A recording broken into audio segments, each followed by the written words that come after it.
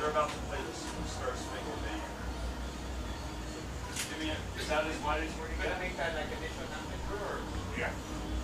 Camera 4, is that as wide as you can get?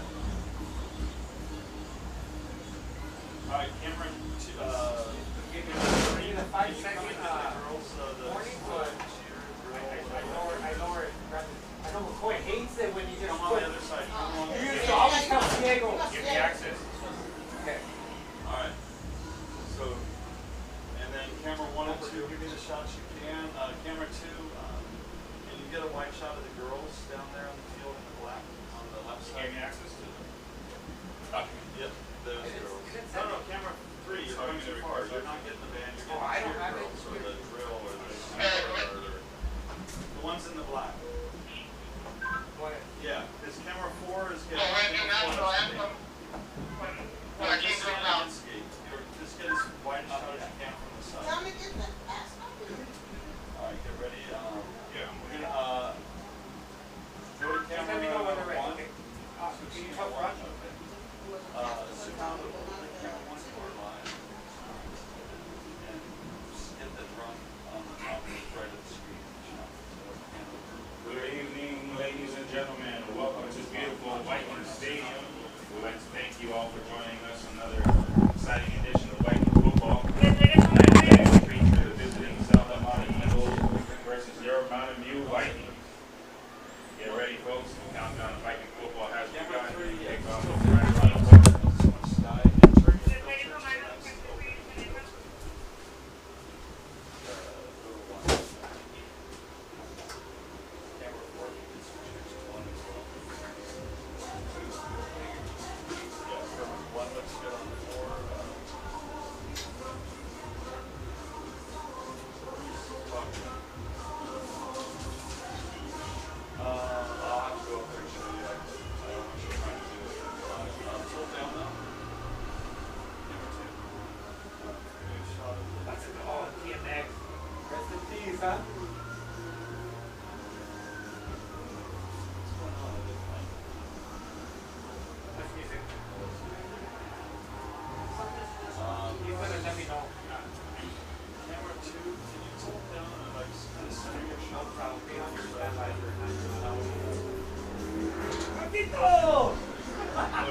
You're in here? Yeah. Where do they have you? Alright. You don't have I'm sorry. where to hide? No? Alright, hey, have a great day.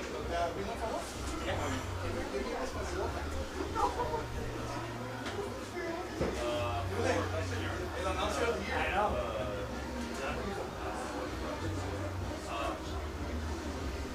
Is that as wide as you can go for?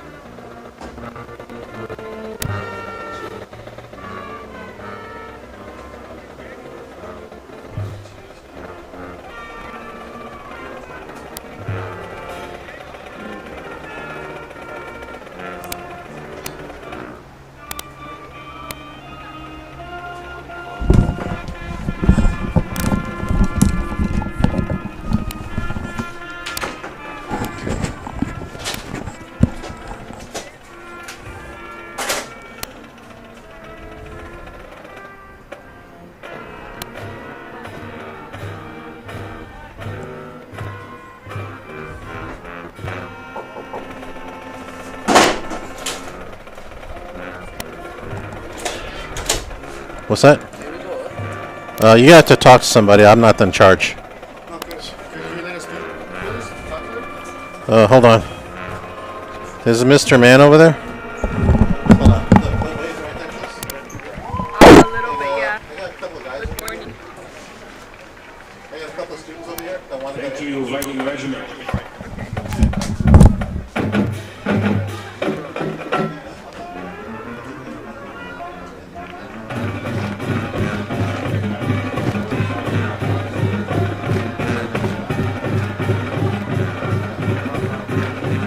up, guys?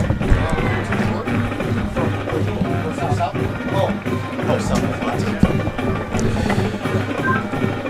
And hello, everybody. This is Friday Night Lights football game between South El Monte Eagles versus the Mountain View Vikings. And we are here in El Monte, California.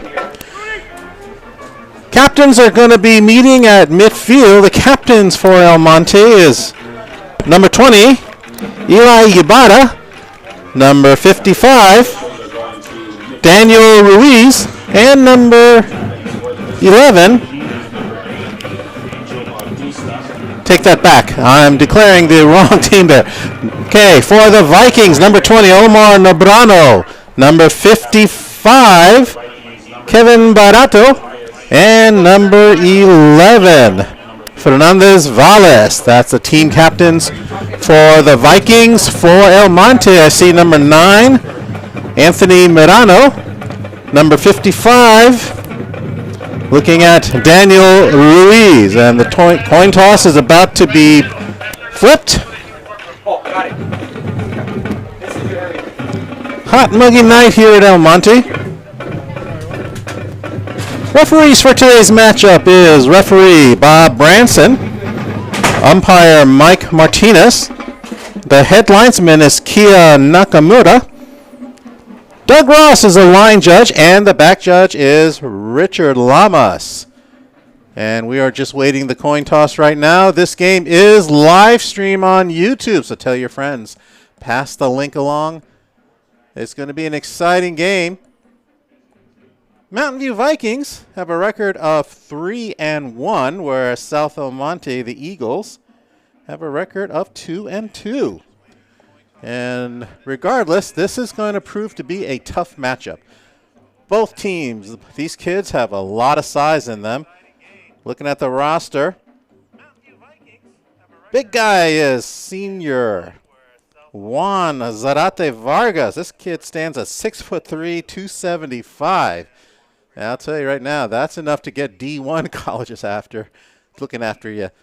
So here we go. The coin's about to be tossed, and let's see who wins. Looks like it's the Eagles. And we'll see exactly where this thing lands. Vikings having a very successful season so far, led by head coach Mark Paredes. The Eagles, South El Monte, Frank Girardo is the head coach. He'll be calling the signals from the sidelines. So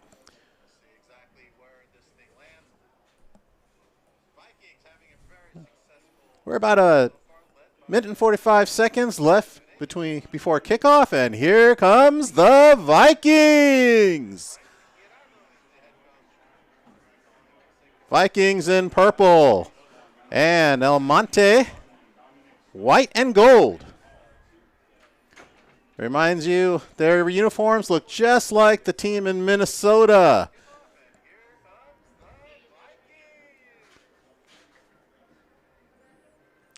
Wonderful night for high school football. We got the cheer team. We got the dance team. We got a nice crowd over here. We got the concession stands. Even the visiting team has got a good crowd over there. Beautiful stadium over here at Mountain View High School. They put a lot of money in this field, a lot of money in the technology, a lot of money on their programs. And I tell you this right now, it has paid off because it only benefits the kids. And, of course, when the kids are benefited, society is benefited. My name is Jim Haig. I am a graphics teacher at Azusa High School. They asked me to do the play-by-play announcing, and I'm very honored to do so. I look forward and do the best and accurate job as I possibly can here. And looking forward also as a fan to see some good football. Kicking off for El Monte is number 8, Angel Bautista. And one of the backs about to receive is number 7, Manuel Gonzalez. Hard for me to see the other number. I think that's 21, Marcus Alvarez. All right. That's the thing about being a announcer over here. Sometimes hard to see the jerseys, but I will do the best that I can.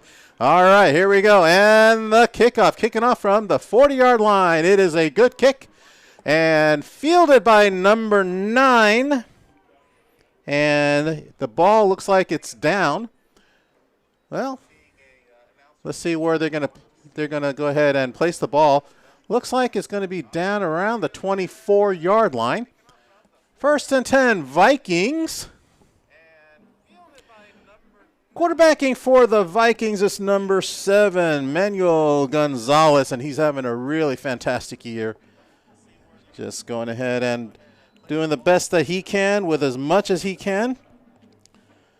The one to watch, of course, is their running back, Everardo Nunez, number 4.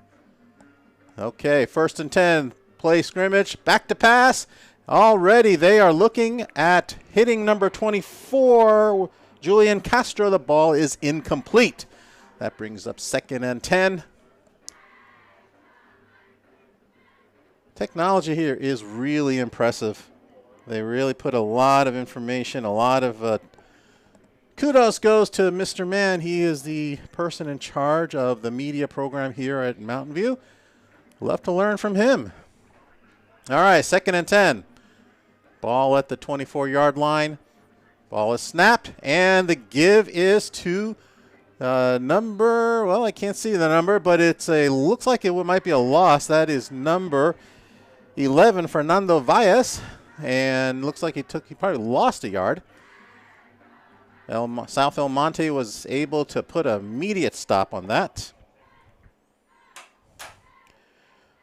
Hard running, though. For sure hard running. And that brings up about 3rd and about a long 10 to go.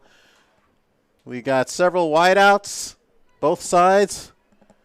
Definitely looking to pass, and the ball is passed and incomplete to number 24, Julian Castro. And that brings up the 4th down. Let's see exactly what they'll do. And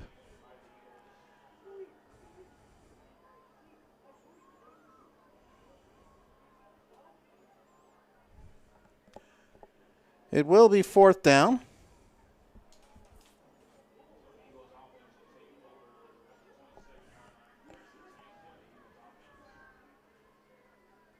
Actually, it is going to be a loss of down. So they did actually go ahead, and it'll be 1st down for the Eagles at the about the 27-yard line.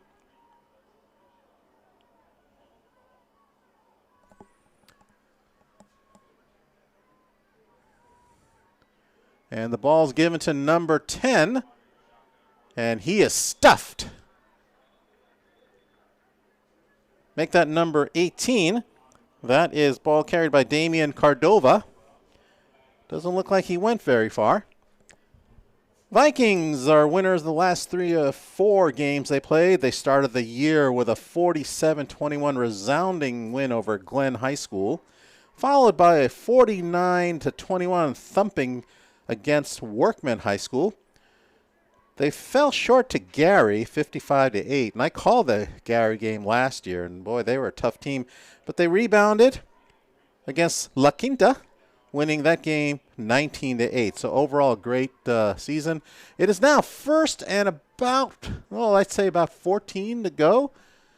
Okay, there was a definite loss of yard. El Monte looking to get out of this little jam, and a ball is run, a good run.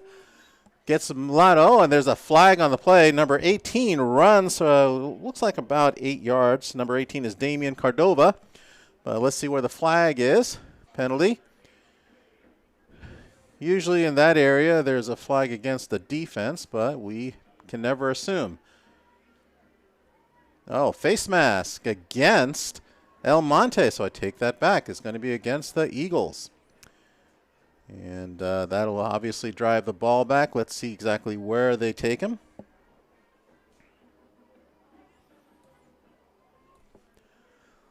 Looks like there's a lot of speed for both teams.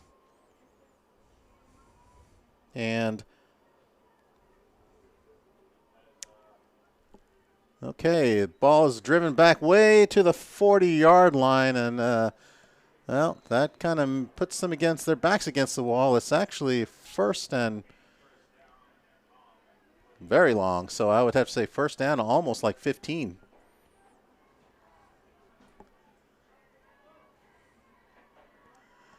Okay, ball's on the line of scrimmage. Okay, the ball is then given to number 18. Looks like he's a workhorse, and boy, he travels about 15 yards, gets back close to the original line of scrimmage. Of course, still way short, but a second down and 10, an admirable way of getting ball back and back to where the original line of scrimmage was. Number 18, proving to be tonight's El Monte's workhorse. El Monte is 2-2 in the league. They have yet to play against their own league. All right, number 18, Cordova seems to be the star of the show. Let's see what Aaron Cervantes and the rest of the El Monte crew can do. And another hard run, this time about a good 6 or 7 yards. He's pushing his way through. For that series, the quarterback was Michael Maldonado, number 1. It is about third down and about 5 yards to go.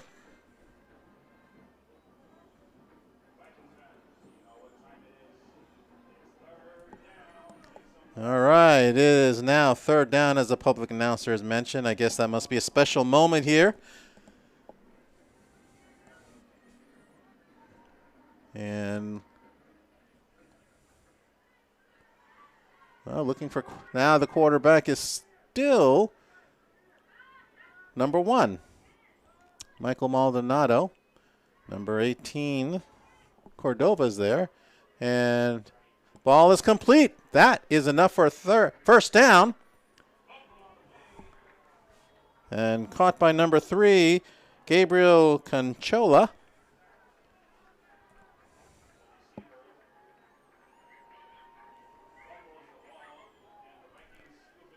Looks like there was a fumble.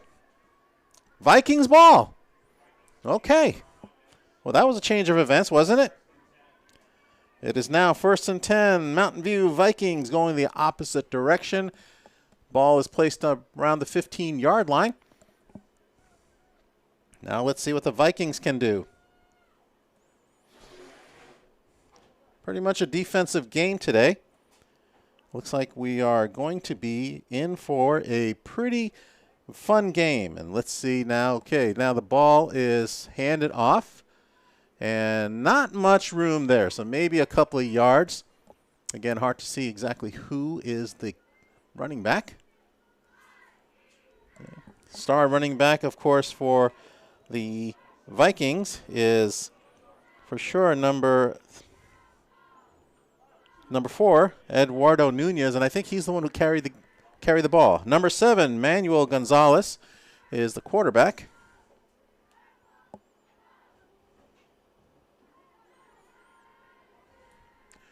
Second and about 9.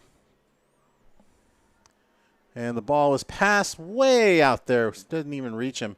And that ball was intended for number 8. Anthony Ezra.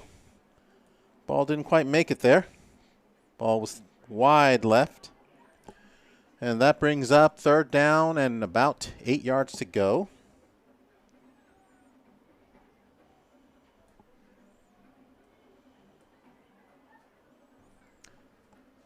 Give South El Monte a lot of credit here. The Eagles are hanging tough, playing really good defense. Okay, 3rd and 8. Let's see where they take him. Okay, the ball is snapped. Back to pass. Looking. And he's just going to throw it away. So that brings up 4th down. Gonzalez roll to the right. Couldn't find an open receiver. And there's 2 defenders really breathing down his neck. So he had no choice but to get rid of the ball. So that brings up 4th down. Neither team showing much offense tonight. They're pretty much been handled by the defense. But it's only about 7 minutes, 41 seconds before the end of the first half. And now we have a punting situation. And the crowd is going, that was a good punt. And ball is fumbled. And Vikings say they got it. And it is the Vikings football. So after all that, it is a large gain, almost like a 40-yard gain. Ball is placed at around the 42-yard line. So a good kick by Jake Guevara. That's how you say his name. Ball was fumbled by El Monte. A nice gain for the Vikings.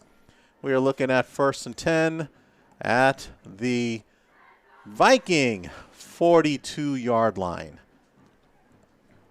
Well, that was a big break. Tough break for the Eagles. Same offensive unit coming back on the field for the Vikings. And back to pass and intercepted. And he sees an open. And it is going to be a pick 6, number 10, Isaac Paceno. And just when you thought that they had the biggest break, the South El Monte Eagles gets the interception. Paceno scampers about 60 yards, pick 6, touchdown, Eagles. Well, that was a turn of events. Wow. Well, we've been mentioning that this has been a defensive ball game. Boy, if anything proved it, that did. Okay, so kicking for the Eagles, number 8, Angel Bautista. And Angel, let's see, the extra point is good. 7-0. South El Monte Eagles over Mountain View Vikings. I think what I saw was they just got lost. Quarterback Gonzalez didn't really see the safety, the back Paceno. Didn't really see it. Paceno just stepped in front of the ball and just grabbed it and just scampered away. And boy, he had a lot of speed there. There was a foot race all the way to the end zone. For a second there, he was about to get tackled at the 1-yard line, but he managed to get back in. So now South El Monte is going to be kicking off. Number 8, Angel Bautista is going to be kicking off. Okay, we got 2 back receivers. Number 2, Gio Villa. It's one of the people in the back, way back there, to receive the kickoff. And away we go. And the ball is kicked, and it will not reach. It is fielded around the midfield. Okay, so the ball is caught by number 5, Noah Olmos, and he downs it right around the 40-yard line, maybe the 35-yard line, 1st and 10. Didn't bother running the ball back, just grabbed it and took a knee, which isn't a bad idea. In high school, we still have the old traditional kickoff play, which I kind of think that's the best way to do it. I don't know what the NFL is trying to do, but no one's impressed. So if you can tell Roger Goodell, it's kind of lame how they have the kickoff situation. So much more exciting the way the high school is doing and college. So, all right. So the Vikings find themselves up against the wall, down 7-0, 1st and 10. Ball at about the Viking 25-yard line. Getting dark over here in El Monte. tough to get down here. Let me tell you something. I had to take all the way from Azusa High School. I had to take the 210 all the way to 605, and that is not a fun drive. But here I am, ladies and gentlemen, and I'm glad I'm here. Okay, ball is snapped, passed, and, oh, intercepted again! 2 deflections, deflected off 2 players, and once again, interception, this time by number 7, Isaac Gonzalez. Manuel Gonzalez threw the ball a little high. It was tipped not once, but not twice. I don't have replay here, unfortunately. But it was tipped twice and finally brought down by Isaac Gonzalez of South El Monte. So the Eagles are finding themselves in really good field position here. It is 1st and 10 at the Viking, I'd say about the 31-yard line. Not looking good for the Eagles in the first half, the first quarter.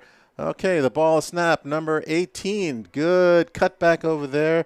That ball's carried by Damian Cordova. Maldonado still the quarterback.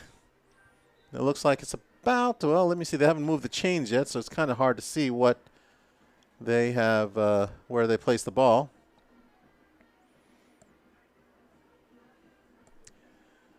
It's showing is still a 1st down, 1st and 10.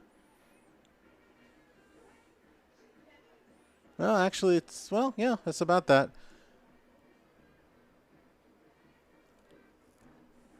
Ball is,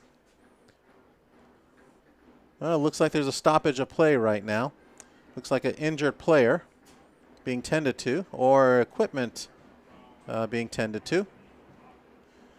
If you hear all that banging, it's the enthusiasm of the crowd. It's the Mountain View crowd. Looks like they're kind of packing the stadium here. These stadiums are made by these metal seats. Could imagine how hot it gets in the summertime, but thank God football is a fall sport. So it looks like it was a penalty against the Eagles. They are way back there now. There's almost like 1st and like 20 to go. Ball is now back at the 38-yard line. They're about to snap, and another penalty. And number 18, that's Cordova carries, but let's see what the penalty is. Usually in that situation, somebody's offsides. Referee's talking it out. And looks like encroachment against the Eagles, so that'll drive them even further back. Yeah, they're definitely penalizing a lot here. Referee's not giving too much of a break.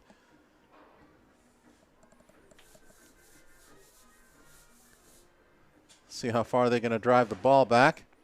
Usually that's about a 10-yard penalty, but we don't know. It's better if you turn off the lights. Just Okay. This. You know what? She's absolutely right. It is better if you turn off the light. Now I could see. No more glare. Wow. She is so cool. Thank you so much for that. I really appreciate it. All right. Now I can see everything, so there's no mistakes here. Okay, so not sure where the referee placed the ball.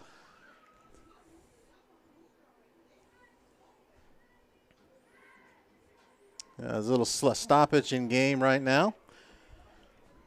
And we will see what's happening up there. We're going to go ahead and now they're going to back the ball up back to the 39-yard line. It looks like it's still first down and forever. So they're going to have to really, that's the Eagles, they're going to have to really hustle. All right, quarterback back to pass, given to this time number 3, who, well, look at him go. First down, he downs the ball. That is number 3, Gabriel Conchoa. Scampers for about 20 or 30-yard line. Ball is down at the Vikings 6.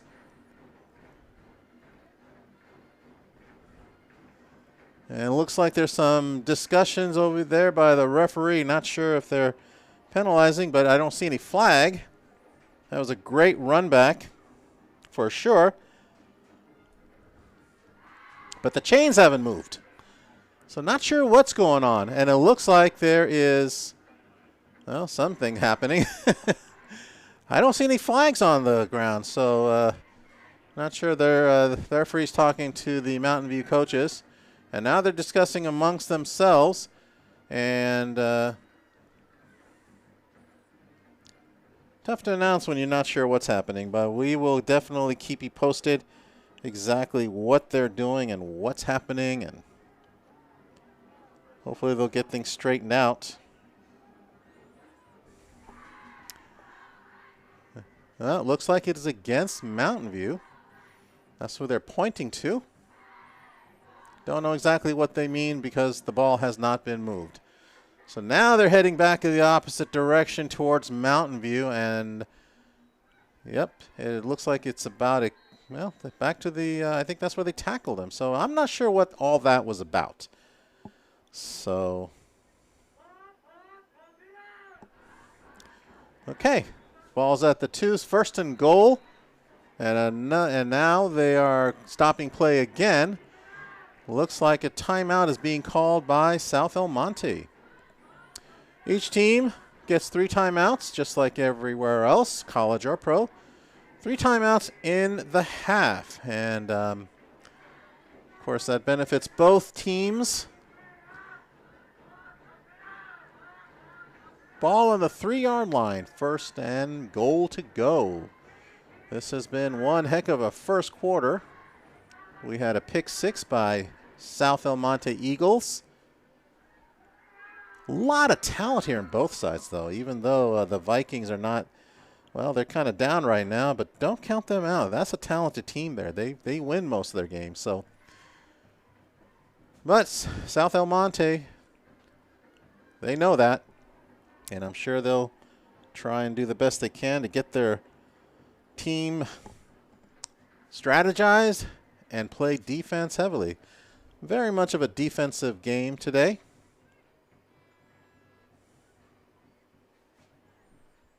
All right, and still more stoppage on the game. And referees are talking to Mountain View head coach Paredes and see exactly what they're talking about. All right, we are about to resume play now. Okay. Maldonado is the quarterback, number 18, Cordova. And the give is to Cordova, and that is a touchdown for the Eagles. Well, well, well. Cordova scampers 3 yards, bulls his way into the end zone. And now we have a 2-score situation, 2-score deficit. Vikings are, well, I think they should be concerned.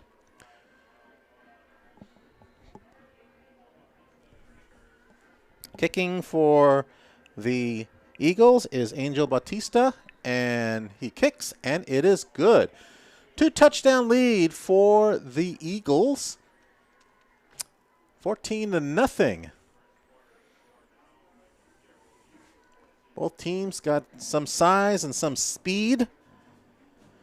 Looks like the biggest player for the Eagles is Anthony Mirano, number 9, tight end, junior, 5'8", 215.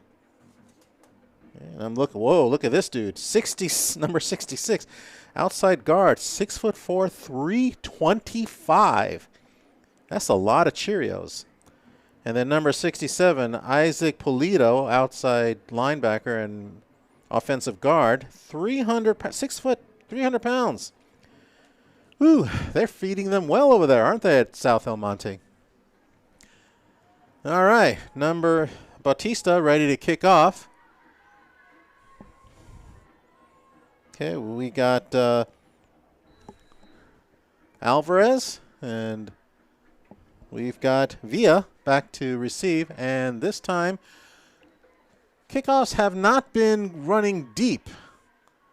And basically the ball is now, see who got the ball. Vikings were able this time not fumble. Not sure exactly who got the ball, but it was carried all the way to about the 31-yard line. I'm going to say that was number 10, Anthony Orozco. And the ball is at about the Mountain View 33-yard line. So 1st and 10. Vikings got to do something right now. They are really losing momentum. Eagles have the momentum. Still early, way early, but momentum is everything in football. Okay, and the handoff and swarm. That is a loss of yard. There's nowhere to go. Eagles got the runner in the backfield, tackles him, about a 5-yard loss here.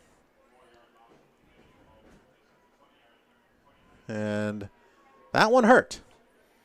Didn't have a chance. The Eagles' defensive line penetrated really fast, really quick, and, well, that running back wasn't going anywhere.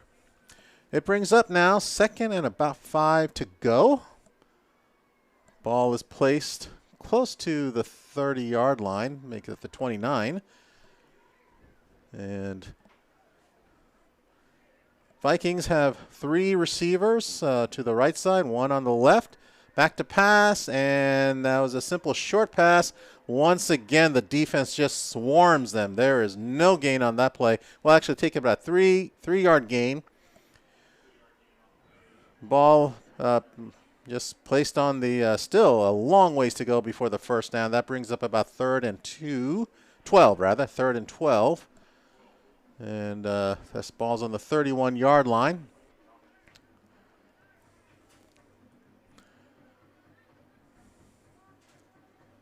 Beautiful sunny day here. Temperatures around 70 degrees, 74 degrees here. Yeah, good night for football. Great night if you're an El Monte fan so far.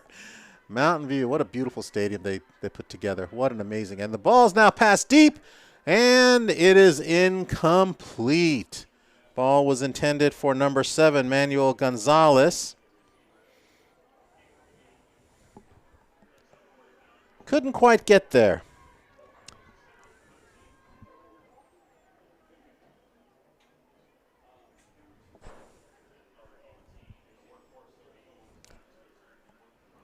Correction, that's number 8, Anthony Erazo. Again, that was the intended receiver. Ball couldn't quite get there. Fans still upbeat about their Vikings and the punt. And the ball sails over Cordova's head. That takes a Viking bounce close to about the 20-yard line.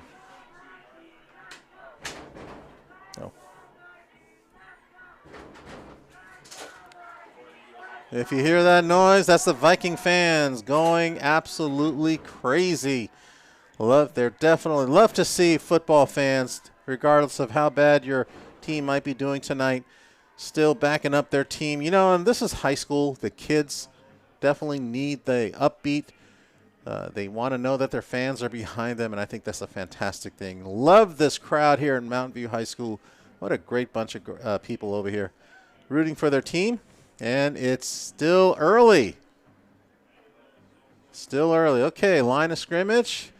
The ball is snapped, given to number 18, and he runs another decent gain. That's about a 6-yard scamper into, about to the 31-yard line. Brings up about 2nd and 3. It looks like El Monte also has a nice crowd over there, a nice little spirited crowd. Almost looks like it's their cheerleaders versus our cheerleaders. And all right. Such fun days at high school. Brings back great memories. Okay, we are talking now 2nd and about 3. 2 to go, actually. 2nd and 2. Cordova back to pass, and the ball is complete to number 3. He stiff arms and brings the ball close to the 30. Great play. Number 3, Josue Vargas. That is a Viking first down, and I love that stiff arm. He just said, not over here, my boy. You're going to work to tackle me down, and yes, he did.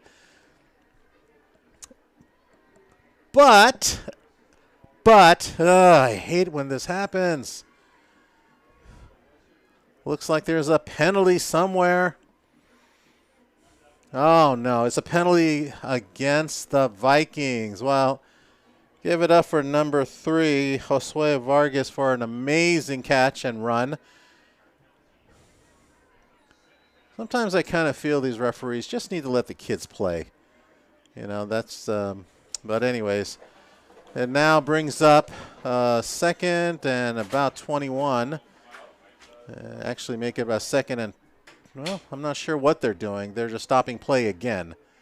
So now another timeout is being called. They didn't signal who called the timeout, but the ball is stopped. That was an amazing play. Finally, you think that they would have a bright light, but penalties, yeah, well, I mean, you know, they exist, and unfortunately in high school and college, they exist.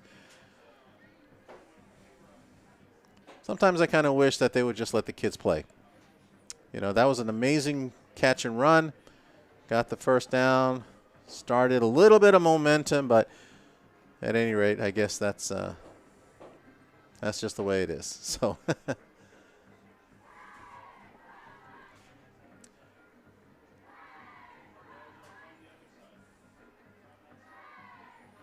okay, Eagles ready to start again.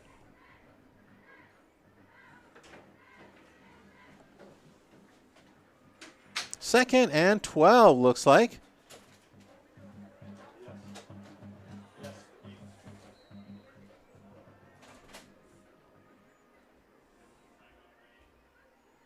And the ball is now caught by, boy, that guy's got some size on him. He's, looks like he's number 87, Bobby Rojas. And he carries 3 or 4 guys with him, but only managed to get about 5 yards. That makes it about 3rd and 8 to go.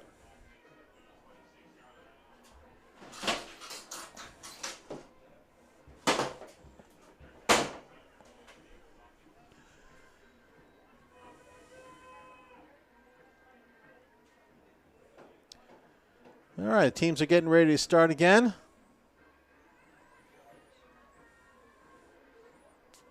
Eagles have 3 receivers on the far right and then 1 on the left.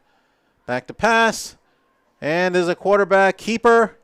And he's still keeping, and he's able to run. And looks like he picked up a first down. Michael Maldonado makes it all the way to about the 39-yard line.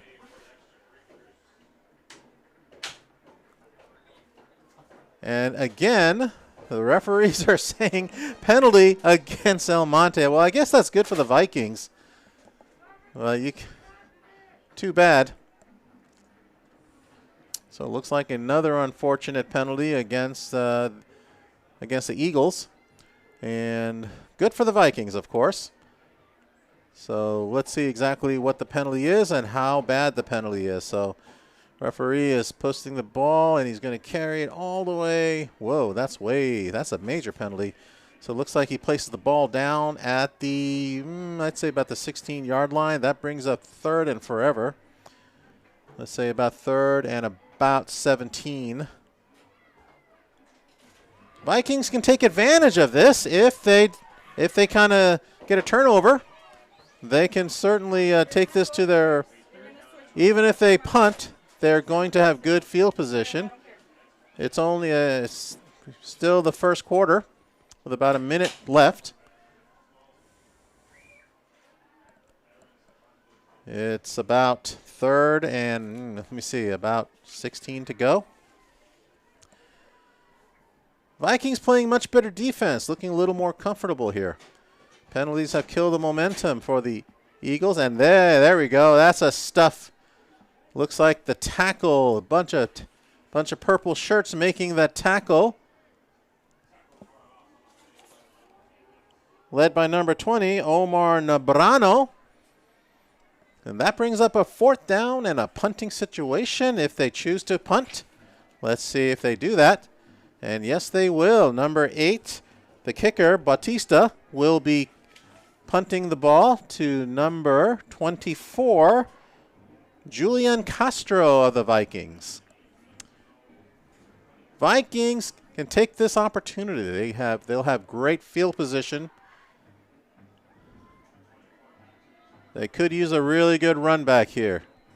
A 10-yard now timeout is again called, or stop play is now stopped. And we'll see what this is about. Looks like the Vikings called the timeout to kind of discuss things over. They could use a good run back. A nice 10-yard. Oh, you know what? That's because I'm sorry, that is the end of the first quarter. So time has run out on the first quarter. Eagles 14, Vikings 0. They'll switch sides and try to continue. Either way, the Vikings have a great opportunity to move the ball and get in a scoring position. Try to get at least to the red zone. Vikings have yet to get to the red zone. This could be a golden opportunity for them. Okay, they're making their way back. See exactly what they plan on doing. Vikings' strong point has definitely been the run game. They've picked up a lot of yards for running the game. And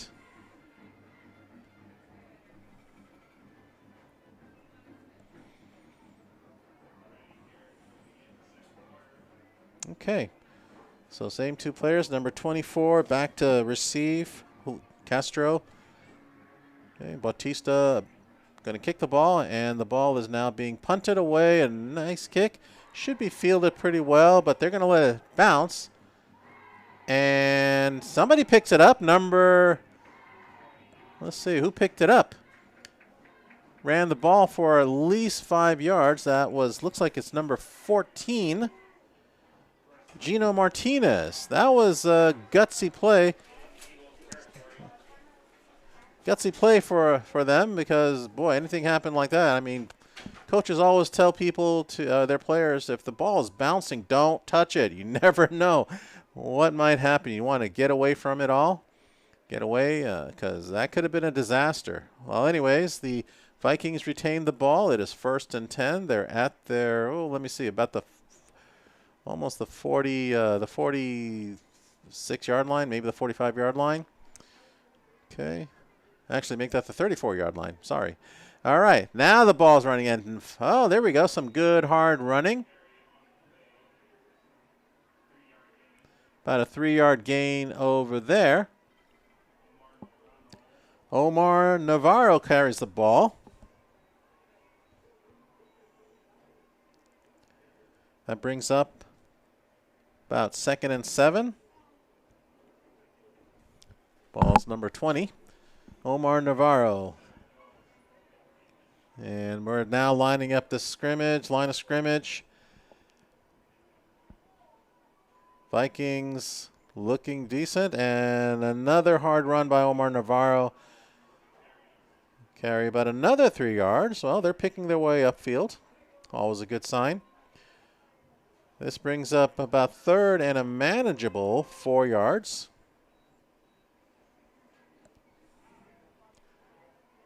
Not sure if they're in field goal range because I'm not sure how their kicking team is. But certainly, at this point, he's looking at about a 40-yard field goal. But definitely, they don't want field goals. They want touchdowns. Okay, wide receivers are wide. There's one, number 10.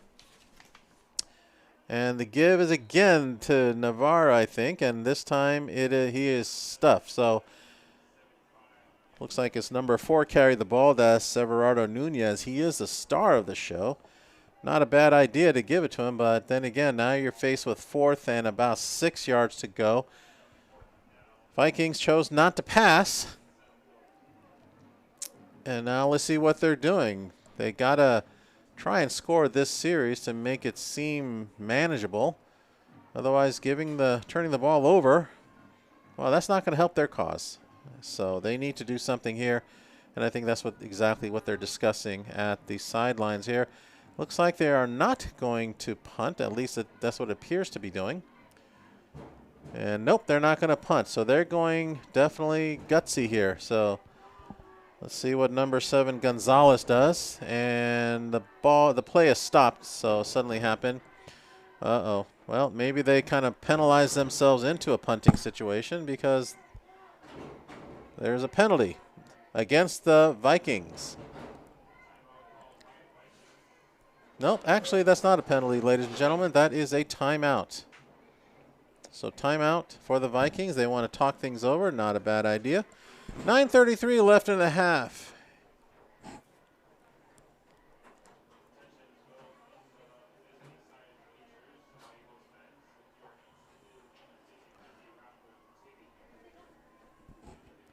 Coming all the way down from Azusa.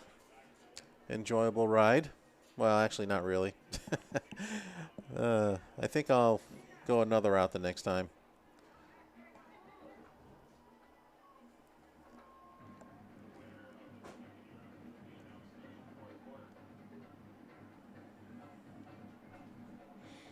Okay, the Vikings return to the field. Still 4th down, and it looks like they might actually be going for it. It's actually no. Yeah, they are going to go for it. Let's see what happens here. They're passing and incomplete. Ball was intended for number 2. Giovia, incomplete, and they turn over in downs. So they surrender the ball, and the Vikings will take over at their own 31-yard line. Tough break for the Vikings. Sometimes you just got to score, and sometimes you got to go for it. So Vikings seemingly playing a little conservative, running the ball several times, but they do have pretty powerful running backs.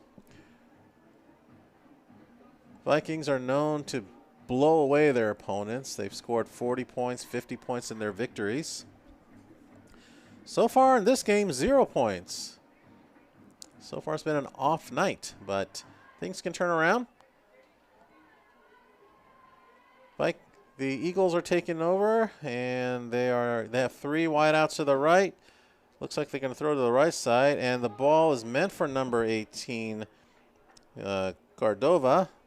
It slipped through his fingers and incomplete. Still remains 2nd and 10. And another penalty. Oh, this time against the Vikings. Boy, these referees are calling everything, aren't they?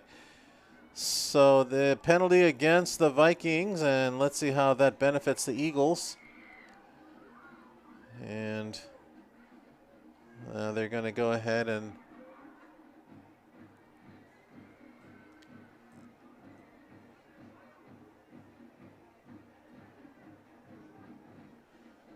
all these penalties slow down the game. And so now looks like it's only a 5-yard penalty, but still it brings it to 1st and 5. Ball is moved up. Ball is moved up to about the 36-yard line. Actually, for some reason, it turned to 2nd and 5. So, all right. And play action fake to number 3. Good move, and it looks like he has enough for a 1st down. That is Gabriel Canchoa.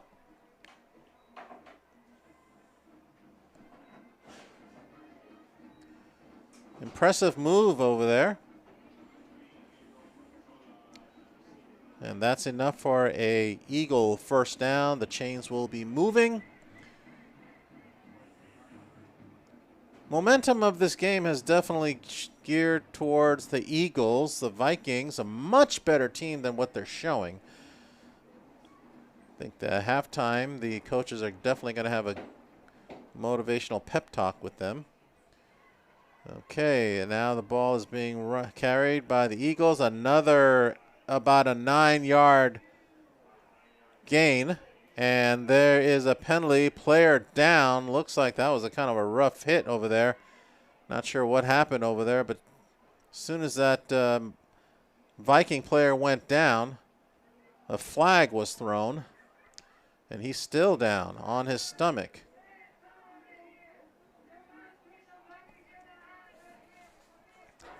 So something happened over there. Must have been a hard hit. Looks like it's number 8, Anthony Razzo. He's down on the field. And like most high schools, the cheerleaders get on their knee, although the players aren't, which is kind of surprising. And in high school, whenever there's a player on the field that is injured, the announcers ask that the crowd gets silent so that the trainers can talk to the injured player.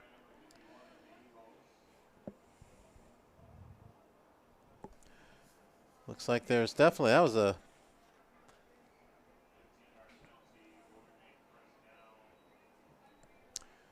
that was a 15-yard penalty against the Eagles. I think it might have been a hard hit by number 51, Brandis Fuentes, that's what we're being told. And so number 8 is being carried off the field. Number 8 is Anthony Erazo. And he is being carried off. Looks like, and he's definitely paying a lot of attention to that left leg. Always sad to see that. And he is being taken to the bench to be tended. Hopefully he's okay. But field position for the Eagles, definitely hurt by that. It is now about first and about 16 or 17 yards to go. And now Cordova is running, throwing, wide open, dropped. Oh, he had nothing but daylight in front of him. That was Maldonado. Incomplete pass to Conchoa. That could have been a touchdown. But he dropped the ball. Started to run the ball before catching it. That brings up about second and, let's see, about 16 or 17 to go.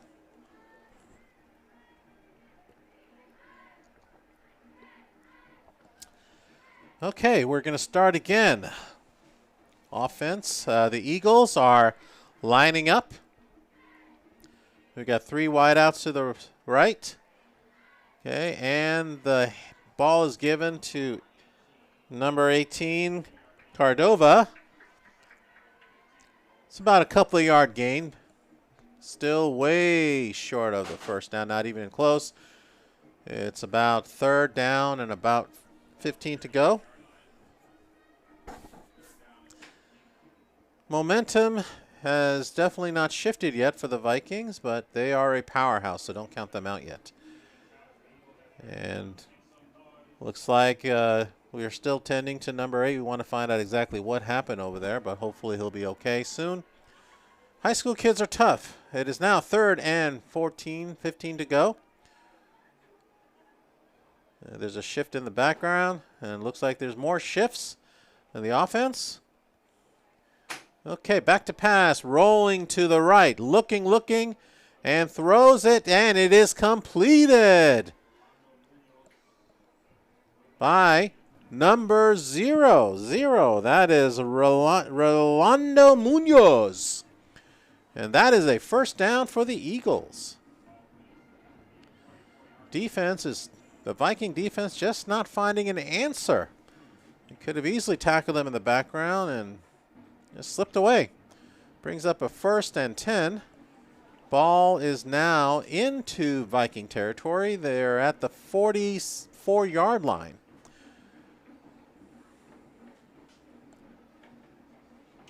Okay, now we're back to play here.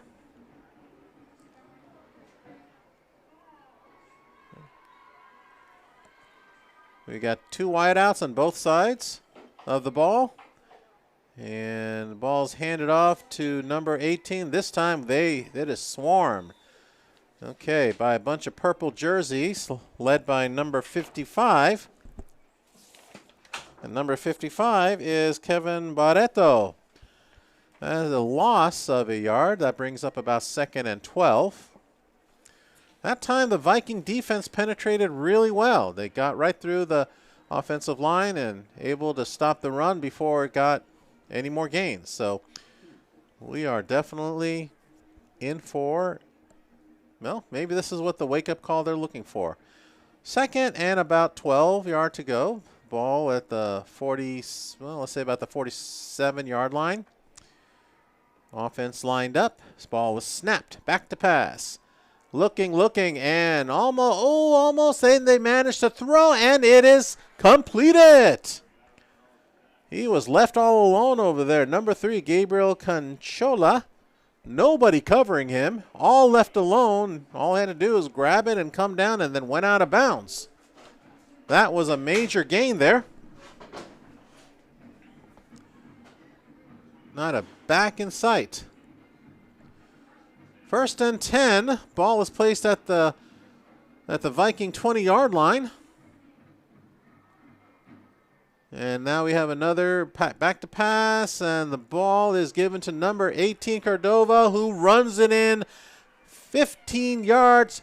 Touchdown, Eagles. This is turning into a rout, everybody, so not sure what's happening to the Viking defense, but this is turning into a rout. It is 20-0. We still got the extra point.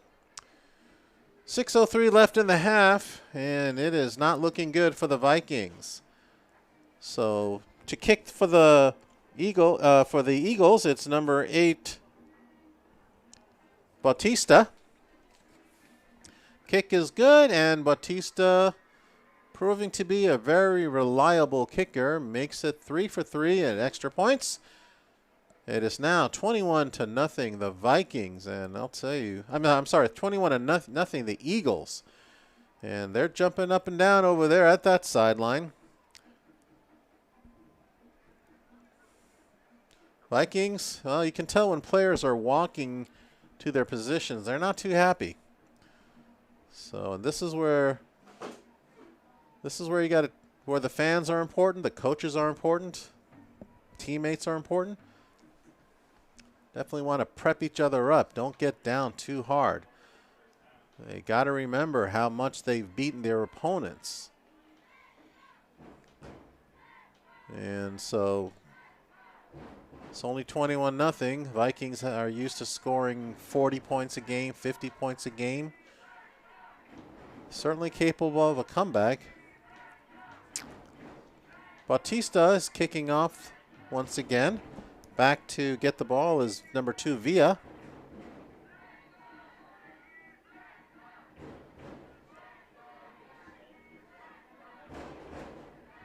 And the ball is kicked short again.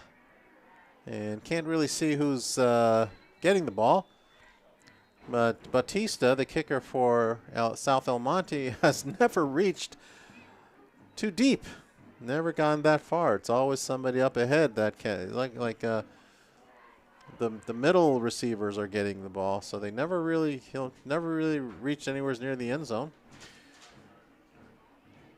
Usually that means a good thing for the opposing team. In this case, the Vikings. They got the ball at about the 35-yard line.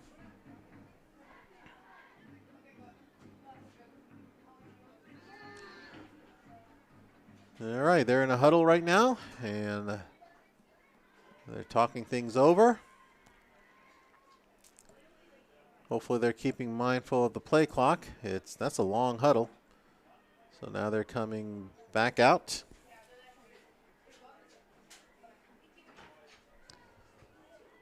Gonzalez still the quarterback for the Vikings. And the ball is snapped. Looking to pass, a quick pass, and that was perfect. A great pass, a great throw. Ball is caught by number 24, Julian Castro. That was about an 11-yard gain. First down. But now we see the refs again.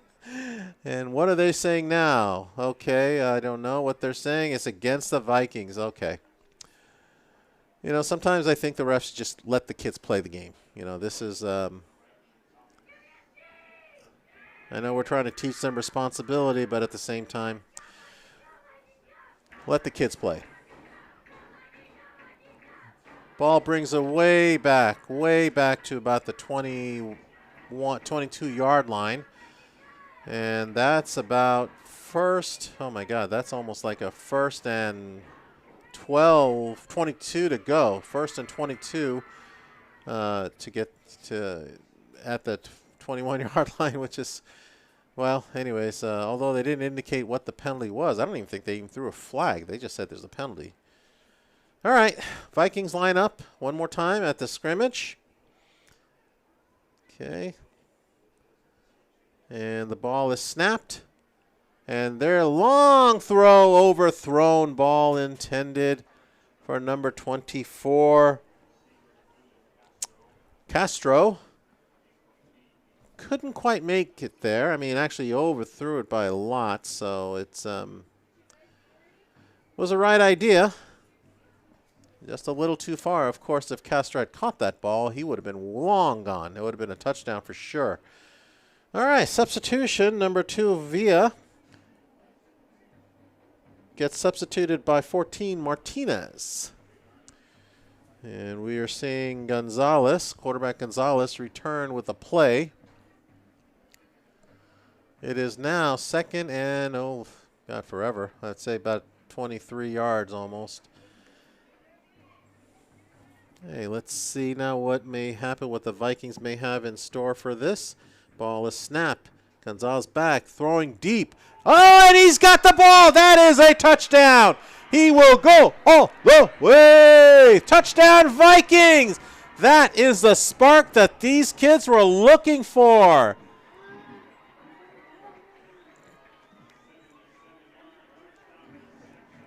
Now, that was a great play, great run. That is exactly what they needed.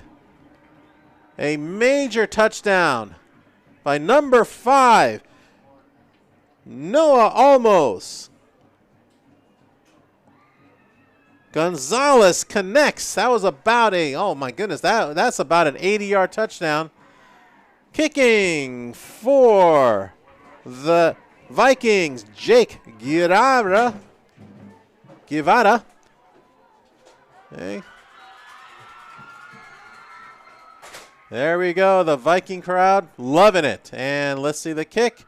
And went right through. That it is now 21-7. Although the referees didn't really signal it, but and the ball hasn't really gone through. So again, the referees is now penalizing. It looks like it's against the Eagles, though. So I'm not sure what they're trying to do here.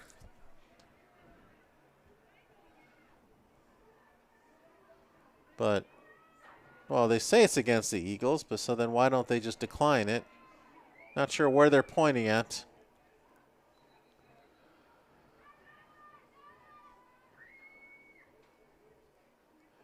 I'm a little confused here because we had a touchdown, and now they're placing the ball at the 2-yard line, and I don't get it. Why didn't they just decline the penalty? Or I guess it might be against the Vikings, but then again, I'm confused. So, at any rate, they're going to kick again, and the ball is snapped, kick, and the same result. So that was a little confusing for me. I don't know what happened there, but it's good. 21-7. Not sure what these referees are doing tonight. They're just confusing me. It's okay. They confused me when I announced for Azusa as well. So, anyways, it is. They placed the ball at the 3-yard line. Not sure, but then again, if it was against the Eagles, why wasn't there? They declined the penalty. But hey, that's why I'm an announcer, and they're the coaches and the players. They know better than I do. So maybe it's best that I just not talk. So, anyways, that must feel good for the Vikings. Finally, they get to kick off to the opposing team after scoring. So number 6, Jake Guevara, will be kicking off to the Eagles. One of the players back there to receive is number 7, Isaac Gonzalez. Okay, so Jake decides to place the ball. Also back to receive is Gabriel Canchola. Now, South El Monte has never really reached the back receivers, kickoff receivers. Let's see how the Vikings do, how far that ball will travel. And here we go. Okay, referees have whistled. And now we are ready for the kickoff. And here we go. And that is actually a decent kick. It will reach the back. Picked up by number 3. And let's see, he is definitely moving the ball. Decent run back. Carried about to the 37-yard line. Okay. Good run back.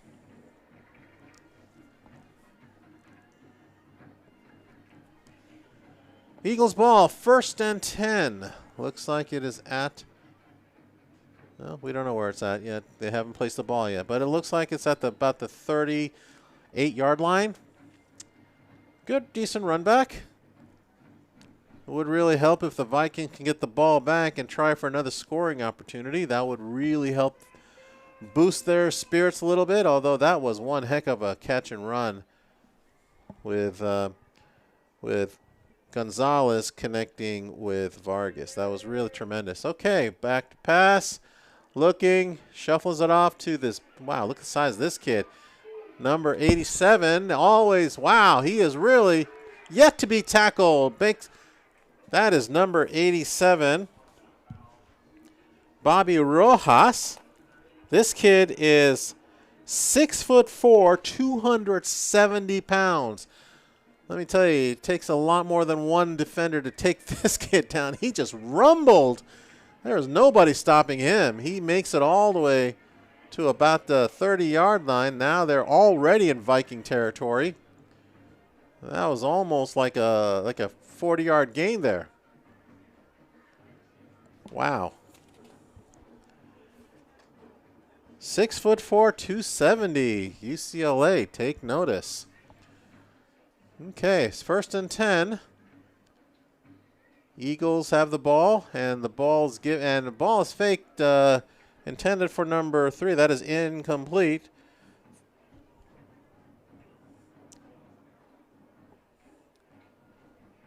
Maldonado threw it way over the head, and it is now incomplete, and that brings up about 2nd down.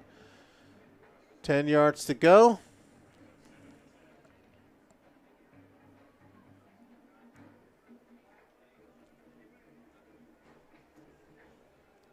Teams are tough.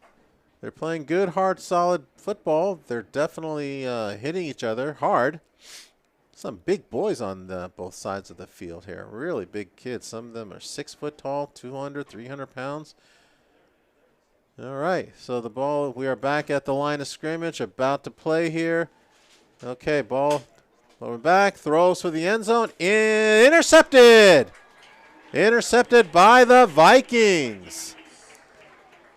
Ball is intercepted at about the 5-yard line. Let's see who did the interception. Looks like it was number 2, Giovia. Where do they place the ball? Looks like they're going to place the ball, looks like about the 10-yard line. All right, well, momentum shift. Now the momentum is going towards the Vikings. Much needed momentum shift. And we got about 3 minutes, 33 seconds in the half. They're at the line of scrimmage. The ball is snapped. And they are going back to pass. Looks like actually it's a short run. And it doesn't look like much of a gain. Ball carried by number 4, Everardo Nunez. Might have been even a loss of a yard. Got to get a little bit more daring now. We got to see more passes. You got to see, just like we did in the last possession, where they had an amazing touchdown run. Vikings are 3-1 for a reason. South El Monte are 2-2 for a reason. But right now, it's been one heck of a matchup. Both teams are fighting very hard, very tough.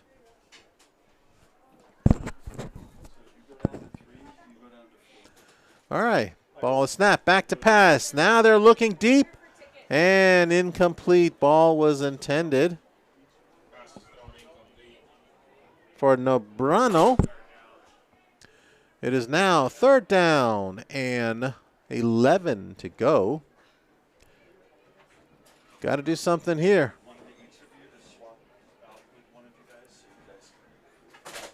At least they're passing. They're daring it. Something's got to crack. Nice warm night here at El Monte. From here I can see the traffic on the 605. Certainly not one of my favorite freeways, but I can see that. At least I'm grateful that I see cars are moving fast. So not the parking lot that we known it to be. Okay, ball is snapped. Okay, and the ball is thrown deep, and it is way overthrown. Not even close. That is intended for number 24, Castro. Right idea. Gonzalez just missed his target. It is now 4th down, and I wonder exactly what they might have to do. They're going to have to kick, because any more missed passes, then pretty much you're giving the ball up at the red zone. And let's see who the kicker is, who the punter is, rather. No, I guess they're going to go for it. Wow. Oh, no, they're not going to go for it. They're punting. Okay. And the ball is punted. A decent punt. Actually, oh, and he kind of, he almost a fumble. They are lucky to get that back. The ball was, that was a great kick. Great kick, and the ball all the way back to the 45-yard line. Kicked it all the way into South El Monte territory. Fantastic kick. Wish I saw the number. I think it was number 6, Jake Guevara. I don't see anybody else kicking. In high school, of course, the kicking situation, the punter is usually the place kicker as well, and very much also the kickoff kicker. All right. And now we at 1st and 10 at the El Monte 45-yard line. The ball is given to number 18, Cordova, and he is tackled pretty much immediately. Cordova, well, he saw a lot more action and got a lot more success earlier on. Since then, the Viking defense is able to stop him. We are now 2nd and 10. Still remains at about the 45-yard line. And we are at the 150 mark. In high school football, there is no 2-minute warning. They just keep playing until they reach the half on both halves. All right, back to pass, throw, and it bounces off number 7, Isaac Gonzalez. He had it, and then all of a sudden it just kind of hit his face mask, and it brings up 3rd down and 10.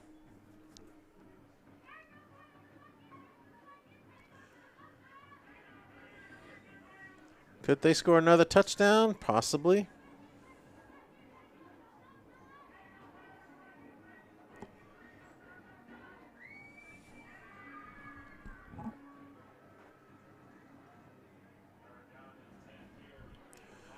It is 3rd and 10.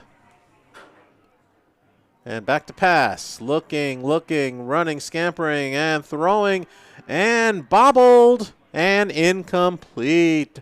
Ball intended for number 3, Canchola. That brings up 4th and 10 with 1:31 left in this half. Are they going to kick? Are they going to play? Who knows? Looks like their punting unit is coming out. So, Vikings have a chance. 1:31. Not a lot of time, but still plenty of time for, well, scoring again, either through a field goal or a touchdown. Boy, they could use a touchdown now. Okay.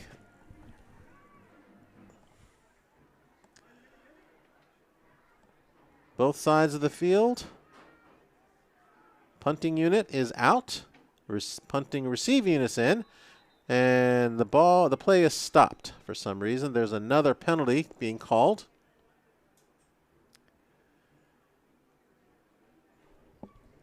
Receiving for the Vikings is 24 Castro. And we're not sure exactly what the penalty is. And so far this game, we never really do know what the penalty is. But it looks like it's against El Monte. And that's a big one. So it looks, oh boy, these, well, we'll see. And the ball is now backed up about the 5-yard. Well, they're going to re-kick again. So still 4th down and about 10 yards to go. And that was a short snap. Picked up still. And, oh, and there's a punt. Oh, that was bad. That was a fumble. That was a fumble. It looks like it might be recovered by the Eagles. And it is recovered by the Eagles. Tough break. If the ball is in front of you, you don't pick up. You don't try to catch it. You just let it go. And now the Eagles are in a situation where they can score. And I'll tell you, Vikings got a really tough break over there. Almost wish that penalty didn't happen. But it did happen. And here we go again. 1st and 10. And the ball is given to Cordova. He runs to the right and finds a curve. And a hard tackle by number 11, Fernando Valles. Tackles him from the back, but that's after about a 7-yard gain. That brings up 2nd down and about 3. That was a pretty good run. Vikings were able to stop Cordova for at least sometimes until then, before then. We are looking at about 1 minute left before the half, and curious to know what the Eagles will do, what Coach Girardo will do. I would imagine they're going to try to score. Okay, teams are lined up at scrimmage. And the ball is snapped. The give is to Cordova. He pulls straight up the middle. Close to a 1st down. Let's see exactly where they spot the ball.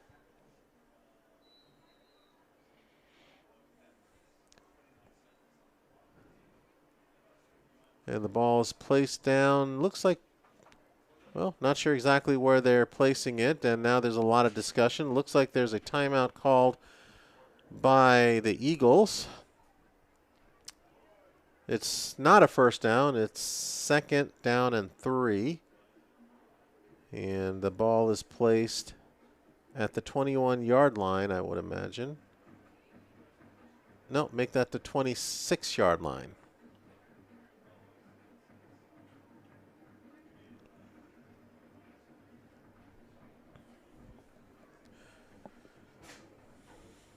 Vikings got to stop them here. Can't let them score any more points. Very unusual for the Vikings to allow this many points on the half. They've always been shutting out their opponents. And they played some tough opponents. And so, kind of unfamiliar territory for them. They got about 29 seconds left in the half, so they got to hold on here. And the Eagles can still get a 1st down. They don't have far to go. Actually, it's now 3rd and 1. And now they go. Pass was thrown behind. And saying that the ball is live. I don't know how that's possible because the ball was thrown behind. It deflected off the receiver's hand. But somehow that ball was live. So maybe I didn't see something. But that brings the possession back a ways. It's now 4th down. It was once 3rd and 1. Now it's 4th and 11. So they must have called it a fumble or something. I wish we had replay. We can't see it. But anyways, it doesn't matter because that is the half. So the Vikings are trailing 21-7 against the Eagles. And we have a halftime show. Good game so far. Hope you're enjoying it. And if you're listening to this and you're on the stands, well, they got concessions over there. Good food, good drinks. And a lot of fun. So we will be back for the second half in about 15 minutes. This is Jim Haig, and it's been so far a great time here. All right, we'll see you soon.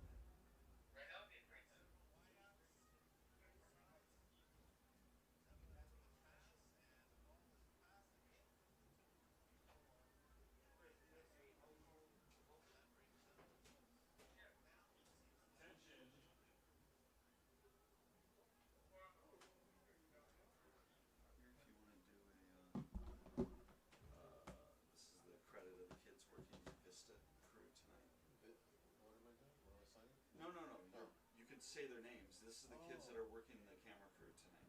Oh, okay.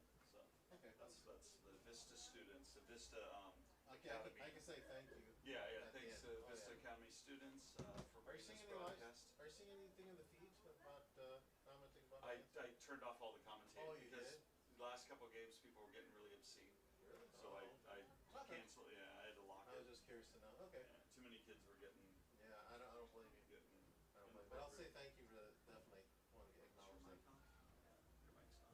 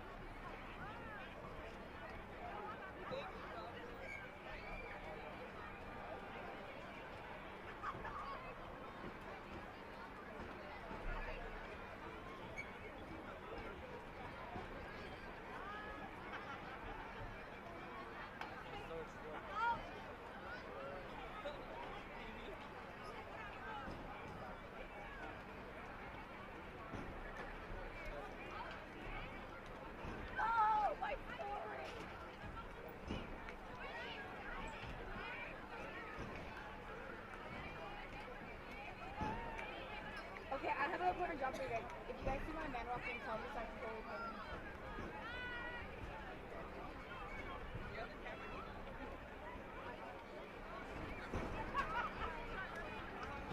I'm blind, so I might pass by. I guess just point to the counter. I guess just point.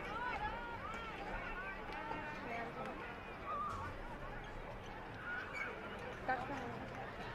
Just ask. Maybe ask. They just said like. Attention, Anaya Maldonado, please turn your attention to the field. There's a whole group of us.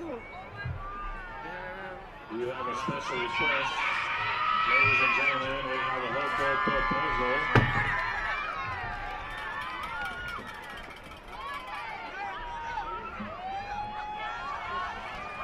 Curious if you want to go to hotel with me. Check yes or no.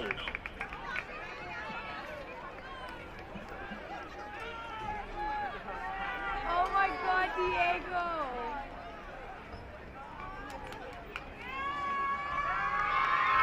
Is it a yes? Thumbs up.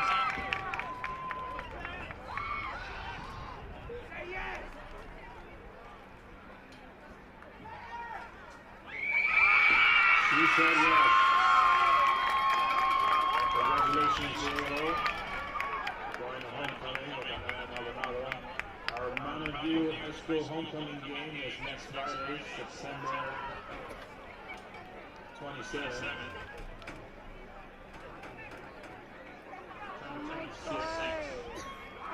And our MVHS homecoming dance is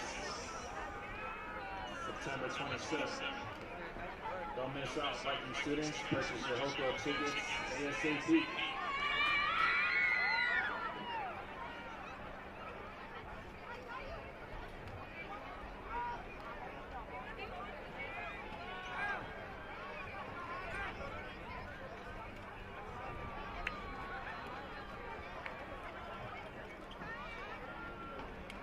Has anybody seen my man?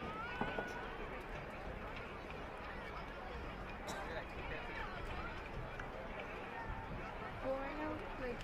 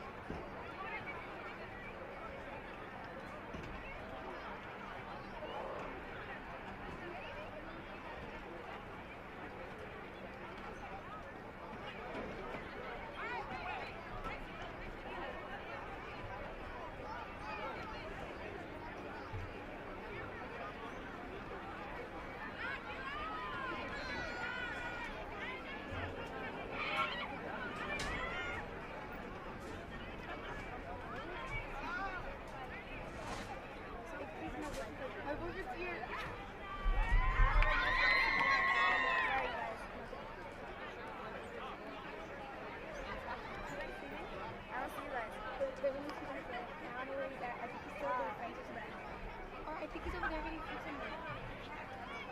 Where's that big dude? It's like, I can only see.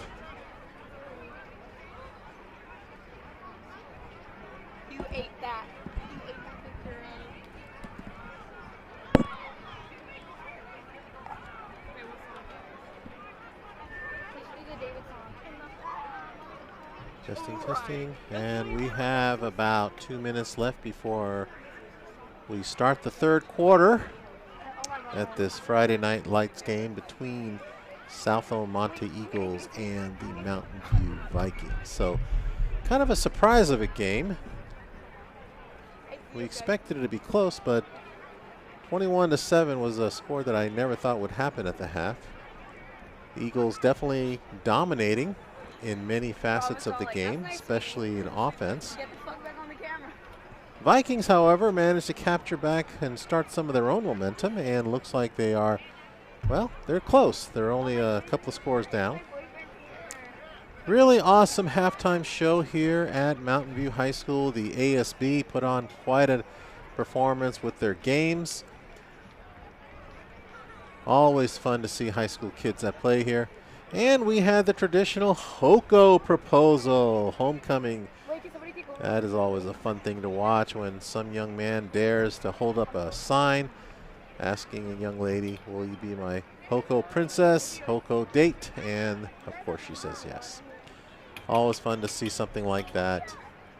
Makes you kind of smile. Okay, well, Viking fans over here are looking for more to smile. They want to see their team catch up. They're only down 2 scores, and well, they can definitely certainly do that. We have about 16, 15 seconds left before the third quarter is supposed to start, but well, both teams are just slowly making their way onto the field. Wait, where's the ball? South El Monte is already ready to go. They're on the field, and they are at the end zone. Vikings, I would imagine they're making their way back soon enough. And so we will see exactly how long it'll take for them to, well, catch their momentum and catch their way back into the game. Once again, a really nice night here at El Monte and Southern California. Temperature so far is a nice 75 degrees. Tomorrow, Saturday, it'll go up to 88. That's the high for tomorrow. 85 Sunday. Well, I guess we can all be thankful it's not going to reach 100 anywhere. It looks like the next 7 days is going to be all in the mid-80s. A couple of days in the mid-70s. So I guess we're kind of grateful for that.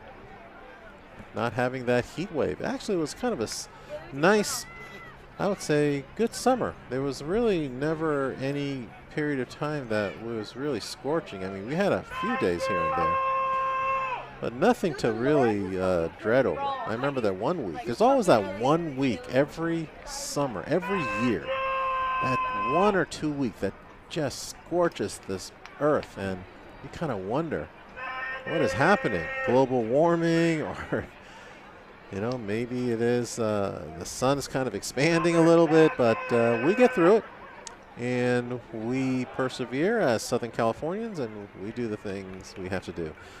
But, you know, what really people don't know is that a lot of these teams here in Southern California, they practice all year round. It used to be, when I played football back in high school, we only had football during the fall. Now, we had summer sessions, but that was late in the summer. We never, I mean, we started back then, we started school in September, so summer sessions would begin in August. Here, they prepare football pretty much after football season's over. You know, I mean, other players, they go to other sports like basketball and wrestling, and in the spring, they'll play baseball, and maybe track. But football in Southern California is a year-long thing. I mean, if you're not playing any sports, if you're not doing much athletically or have any other commitments, the coaches, they kind of want you to practice. They want you to hit the weights. I know that most coaches would love for their players to join the track team. especially if you're a running back or a receiver, become sprinters, and all the linemen and the linebackers, well, they want to see them throwing the discus or the shot put, because it's really good training to be able to do that. But football in Southern California is it could be a year-long commitment.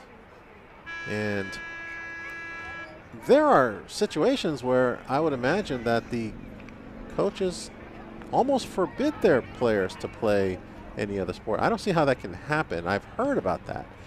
And I certainly hope that doesn't happen, because some of these football players, well, football may not be their best sport. It might be baseball. It might be wrestling. It might be basketball. But they play football because they're good at it or they like it. I don't think the coaches should force them to choose one or the other. That's just not right. They're young teenagers. They need to explore. A lot of them will never play football again after their senior year. So why not let them enjoy and do as many things as possible. As we get ready for the kickoff once again. This time South El Monte will be receiving. For the Vikings, number 6, Jake Guevara, will be kicking off. And we're about to start the second half, everybody. I would say overall, the first half definitely went to the Eagles. Their momentum carried them quite a ways. They were able to manage to score 21 points. The only critique, I would say, the referees need to let the kids play the game. I mean, there were some really good plays that happened. Could have kept the game a lot more interesting. But here we go. Oh, he's going to kick, but the ball dropped off the tee. So they're going to place it back on the tee and try again. Not much of a wind here. So the ball just kind of slipped off. Well, here we go again. All right. Kick off.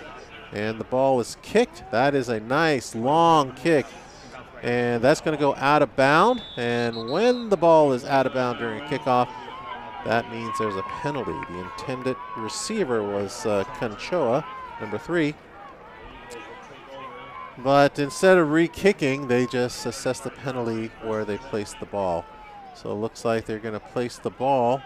Well, it's not official yet. Right now, they got the marker at about the 35-yard line. Let's see where they place it. So they'll place it at the 35-yard line. Usually it's at the 25, so it's about a 10-yard penalty. First and 10, the Eagles at the 35-yard line. So we are now about to begin play again. Both teams are at the line of scrimmage. Defense getting ready. Offense has snapped the ball and give to running back number 18.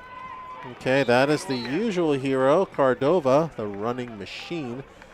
Gets about 6 yards on that play. Actually, yeah, about 6 or 7 yards. That brings about second and 3. And into the huddle and out of the huddle. Got a couple of receivers on the far side. Okay, 3 receivers on the left side of the ball. And, oh, there's a fumble. Okay, number 1 picks it up, and he is in trouble, but he's able to get out. Whoa. Wow, he made it a first down. Okay. Maldonado was able to pick up the ball. The snap went past him. He picked up the ball. Looks like he was going to have a loss of play, but able to run around, and, well, he picks up the first down. Ball's now at the 50-yard line, so I would say that's about a 15-yard gain. Interesting. All right. Both teams are on the field at the line of scrimmage. You got 3 receivers to the right side. Ball is about to be snapped, and the pass to big boy, number 87. You're going to need 3 guys to stop that dude.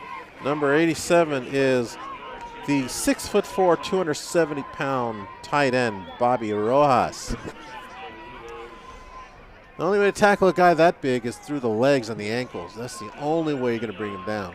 Okay, you go head to head with him, you're going to get run over. So At any rate, it is another first down. Ball's at the 38-yard line. Looks like 1st and 10 Eagles. They're already moving the ball. And the give is to Cordova. And number 18, he runs about, well, that looks like that's about a 15-yard gain all the way to the 20-yard line. First down. They're already in the red zone, and it hasn't even been over 2 minutes into the second half.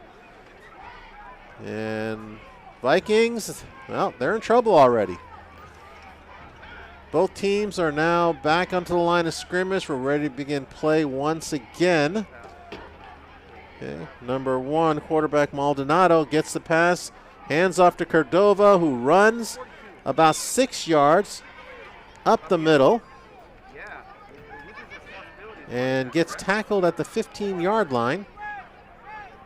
That's a 5-yard gain. Cordova has probably close to 100 yards today and looking for more. He has been the workhorse. Although I have to give it up to Maldonado, he has definitely been the captain and the leader of his offense, guiding his troops. Okay, the ball is snapped. Cordova looking, and it looks like a ball is caught to big boy number 87. That is Bobby Rojas. That's a large target for Maldonado. Not much to miss there. 6'4" big boy. Caught the ball.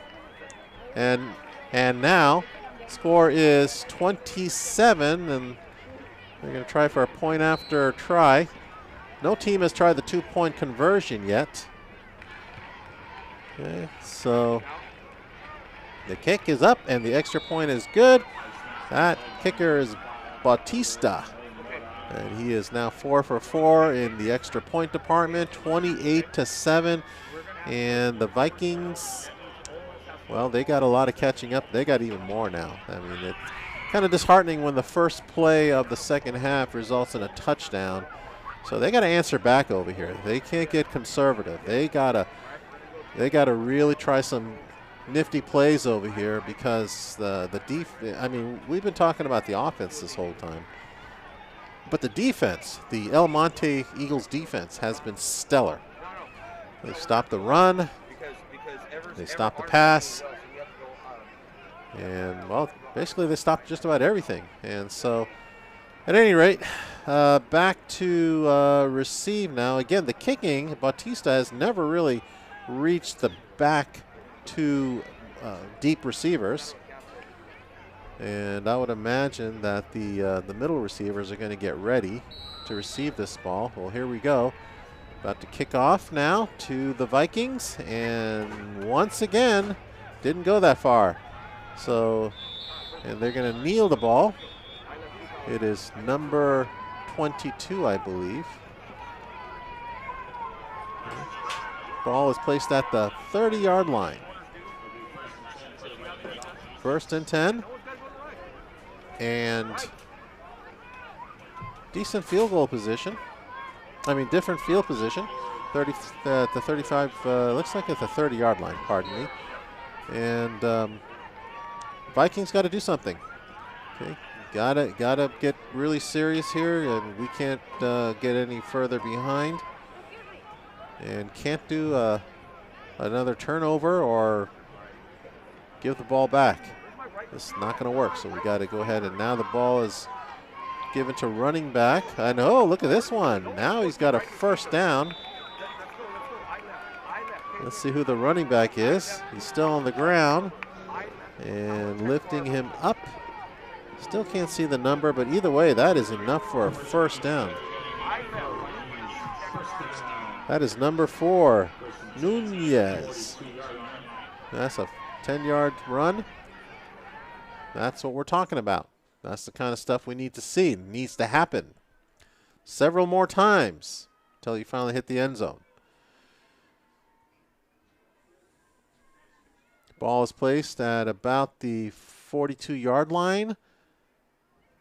Vikings break the huddle.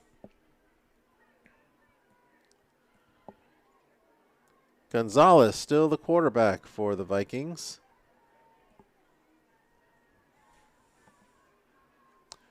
A little confusion here.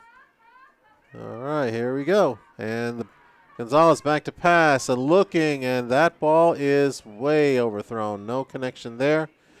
And the receiver, I believe,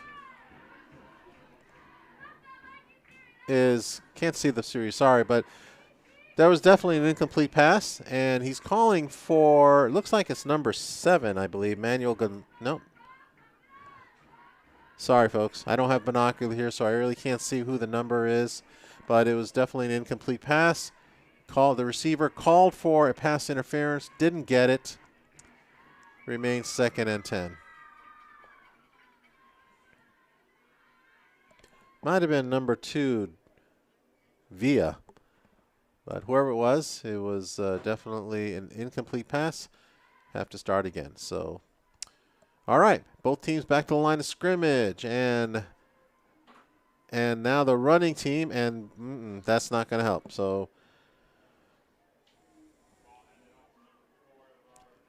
Nunez carried the ball, didn't go nowhere. It brings up about 3rd down, and actually he lost a couple of them. So the Vikings relying on the running play. The passing play has not really been effective. So, but the running play has given them some success throughout this game. It's about, let's see, about 3rd down and 12 to go. And hopefully they can get a couple of good plays over here. A lot of movement at the huddle. Vikings break the huddle, and they return back to the line of scrimmage. And now the Eagles defense will join them. Okay, so back to pass, throwing deep, and it is completed. Just shy of the 1st down.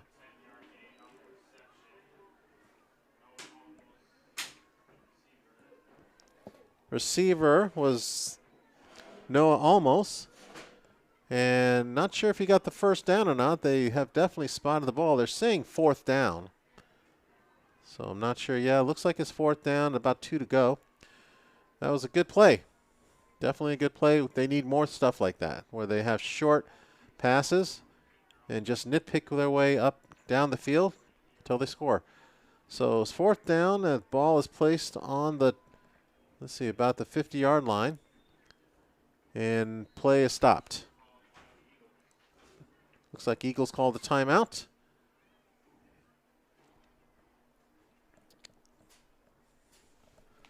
Possession started with a penalty. This possession started with a penalty. Ball started, the Vikings started at the 35-yard line.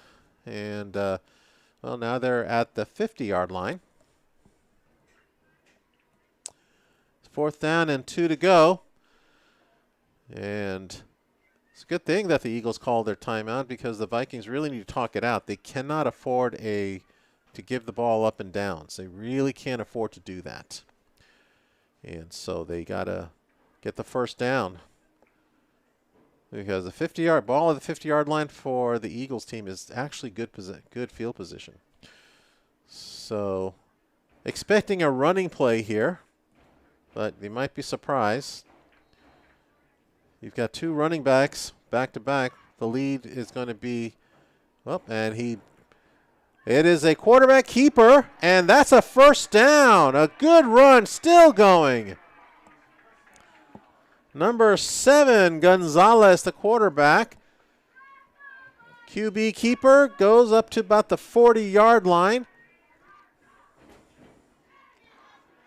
Make that about the 36-yard line. All right, 1st and 10, the Vikings. A great play, great call. And now they are definitely moving. They are in Eagle territory. The huddle is broken. They're back to the line of scrimmage. Let's see what they're going to do now. Okay, defense taking position.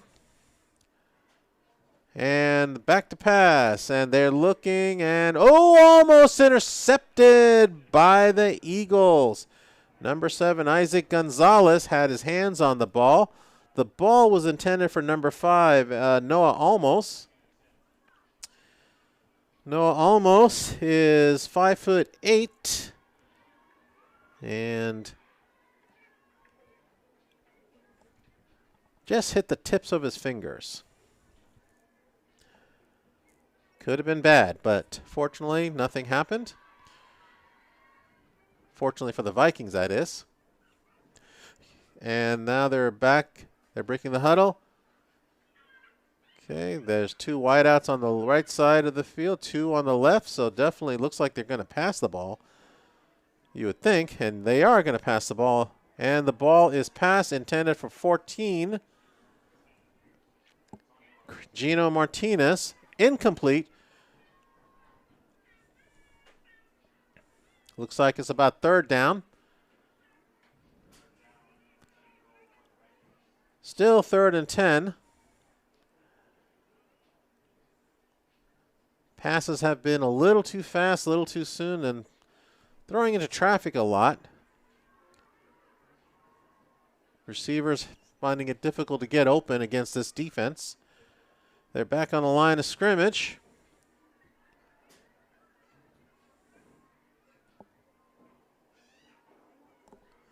Back to pass. And the throw is deep. Oh, almost. Didn't quite make it. Overthrown. Gonzalez overthrew number 14, Gino Martinez. It brings up 4th down. Not sure exactly what they're going to do here. Don't want to go 4 and out close to midfield. They're at about the 36-yard line. And so they're going to, personally, I think if they just run the ball and throw it deeper, or actually you might want to consider punting. But they got the quarterback out there. Gonzalez is out there. And they're lining up at the scrimmage.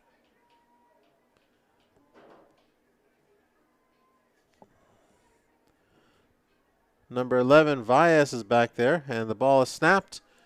And he is sacked. Quarterback Gonzalez is sacked. And just as they didn't want to do this, the Vikings give the ball up on downs. Not what we needed here. So now it goes back to the Eagles, 1st and 10. Ball is placed close to about the, let's say about the 41-yard line. And they'll take possession back.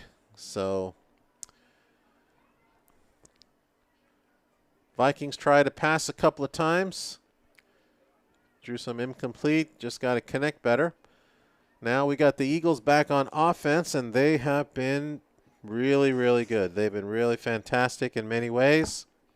Maldonado still at the quarterback. And given to the powerhouse, Cordova, who's been running like a wild horse, picks up 5 yards here. Pretty sure the kid's already got about 100 yards rushing today, and he's just been really, he's finding those holes, those openings, and just running right through them.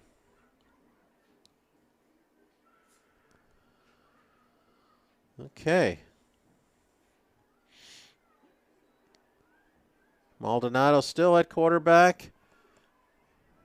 Eagles on the line of scrimmage. And the ball is handed off to her. Well, who else? Cordova. This time he gets close to the 1st down, another 5 yards, maybe 4. Probably about 3rd and 1.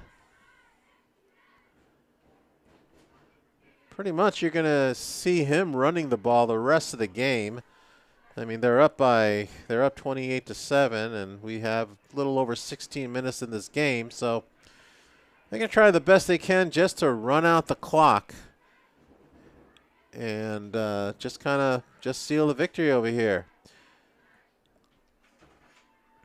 And back to pass, and the throw is completed to, let's see, number 3, I believe.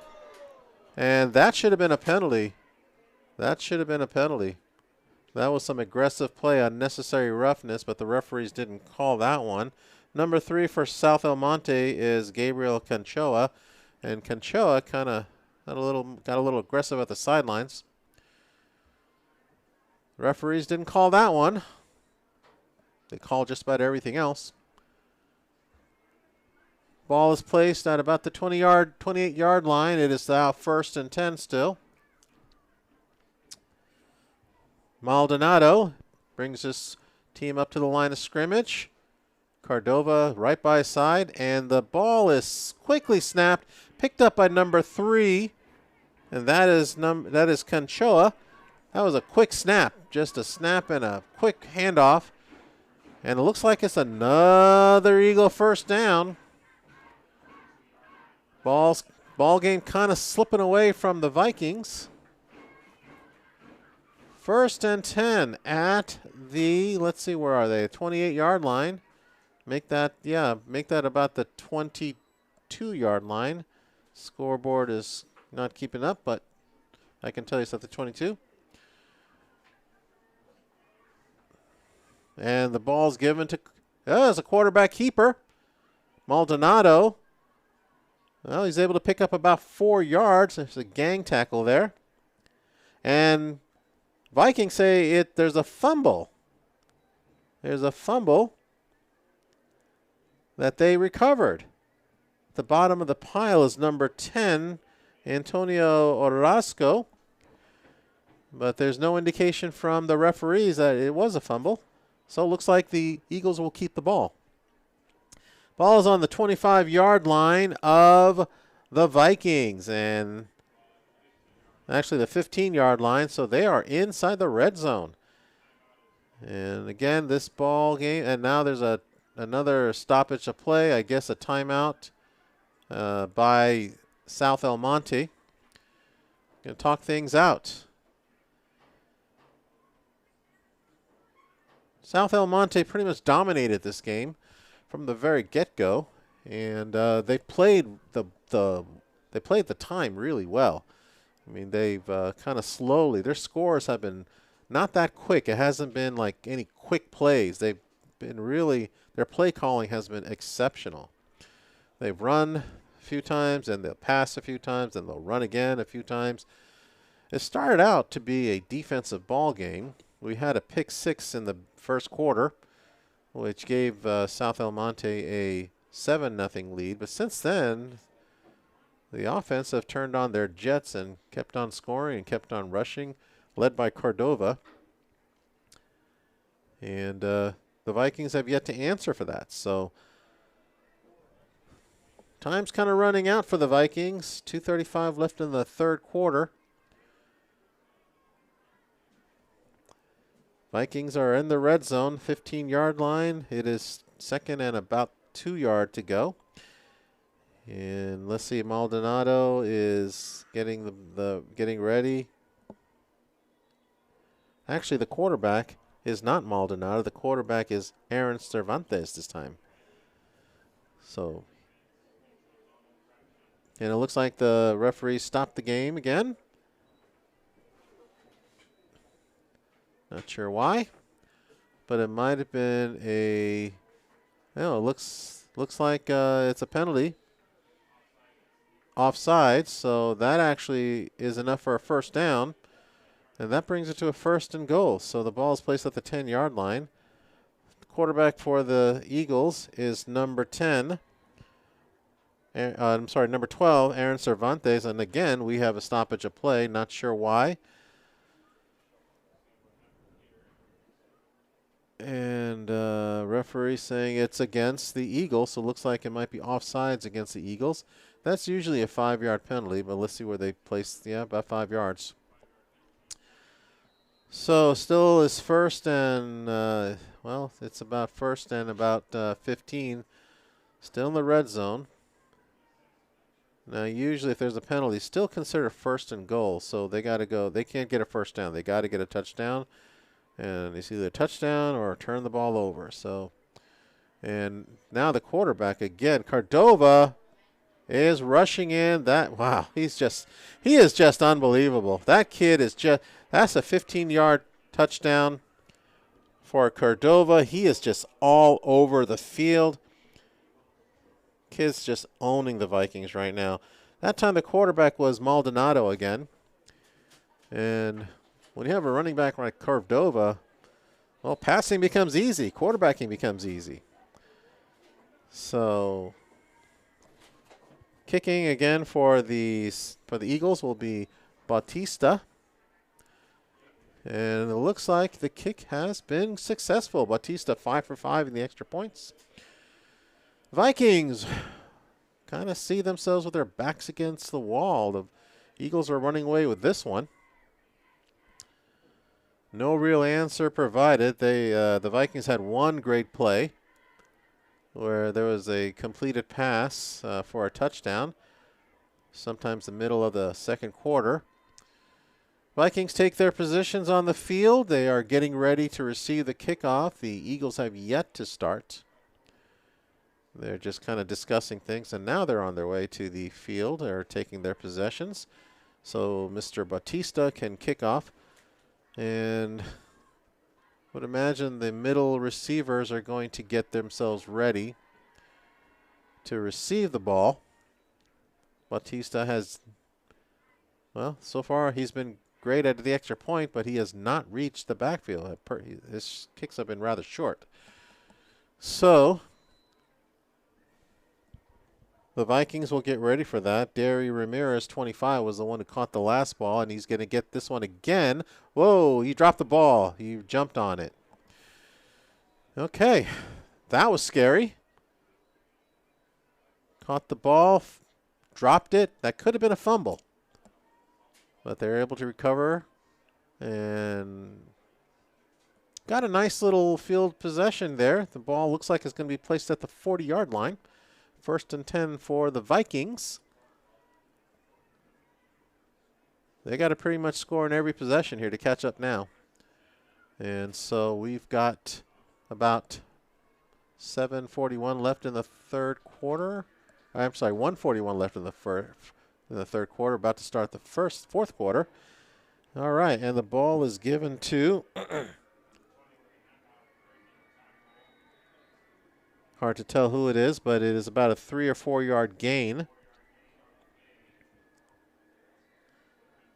Number 20, that would be Omar Nambrano.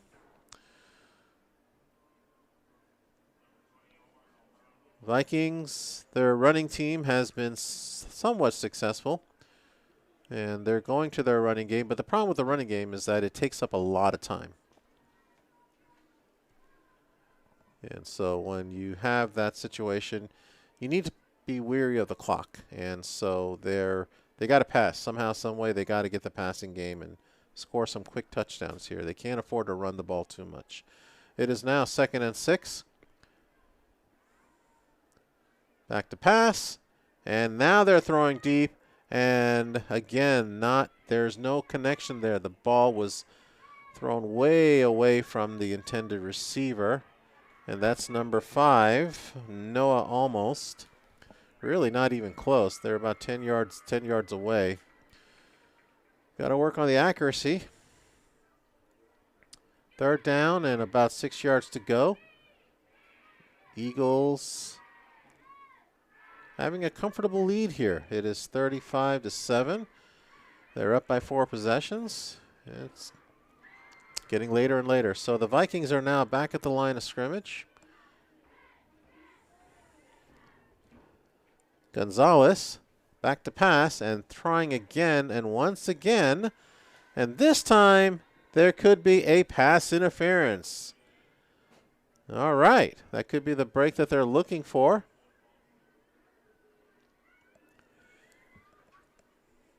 Ball intended for, looks like number 5, Noah Almost. And that's a pass interference against the Eagles. And that will bring the ball back quite a ways, usually about a 15-yard penalty. Let's see where the referees take the ball. And close to the 39-yard line, it'll be 1st and 10.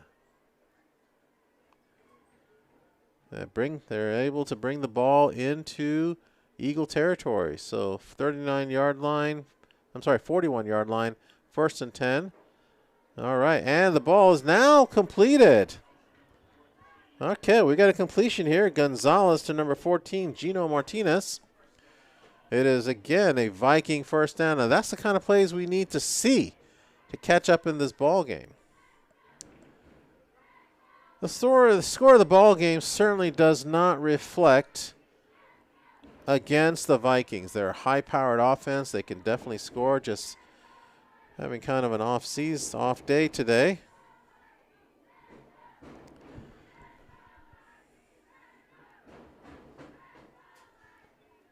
And they're back in the line of scrimmage. And, oh, there's something's either drawn offsides or the Eagles went offsides.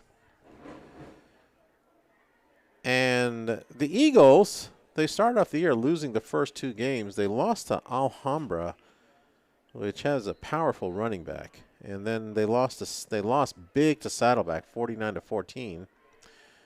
But they came back and winning their last 2 games. They beat Montebello 20-0, shutting them out. And then Gary, 35-7.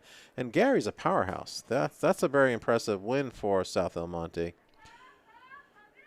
The Vikings, on the other hand, started the season with 2 wins against Glenn and Workman, and they scored an average of 47 points. And it's interesting, while South El Monte beat Gary 35-7, Vikings lost to Gary 55-8. And then they turned around and they the Vikings beat La Quinta 19-8.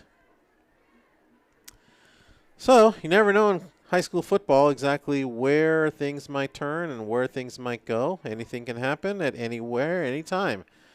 I've seen teams that have not won a ball game until they played a team that won all their ball games. And kind of interesting. For the Vikings, the next set of games, well, they're playing on Monte. They go up against Gabrielino on the 26th here at home in Viking Stadium. Then they're playing against Marshall at Marshall and against El Monte at El Monte. Then they've got senior night, which is the 17th, right here at Viking Stadium against Rosemead. And I think the Gabrielino game is homecoming. So the 26th, September 26th, if you happen to be a Viking fan, come on back to the stadium and root for your team. Okay, so now the Vikings are taking possession, looking past. They're passing. Wide open. Touchdown. All right. Oh, that was much needed. We just started the 4th quarter, and they started with a touchdown. Okay. Well, that was definitely needed news. That's definitely good news. Vikings don't give up. All right, the Vikings sounds their horns, and they are definitely thankful for that opportunity to score that touchdown. Kicking for the Vikings, we have Jake Guevara. Jake has kicked the field goal extra point before. This is the second opportunity. And that ball is, just barely made it, but it's no good. They're saying it's no good. Okay. So the ball game remains 35-13. With about 11:54 left in the game, 4th quarter.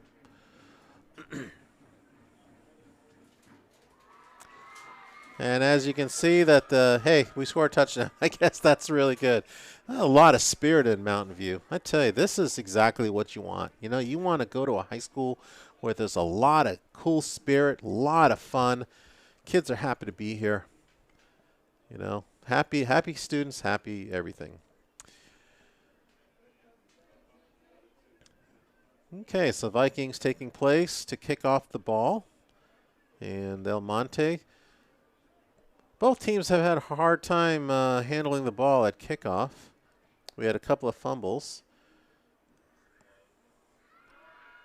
I tell you, it's almost better just to let the ball go past you than to touch it, and then all of a sudden you got a fumble, and that happened to the Vikings a couple of times. Vikings got a lot of heart, though. Their fans have a lot of heart. I am impressed by this high school. Really good high school. Field is amazing. And what can I say? And there you see right there. Let's go. Let's glow, Vikings. You're right. Let's glow it. Vikings need to glow here. And they're about to kick off, and here they go. Okay, the ball is short. It's an onside, and there's a fumble, and it looks like the Vikings recovered. An onside kick recovered by the Vikings. Gio Villa, number 2, gets the ball.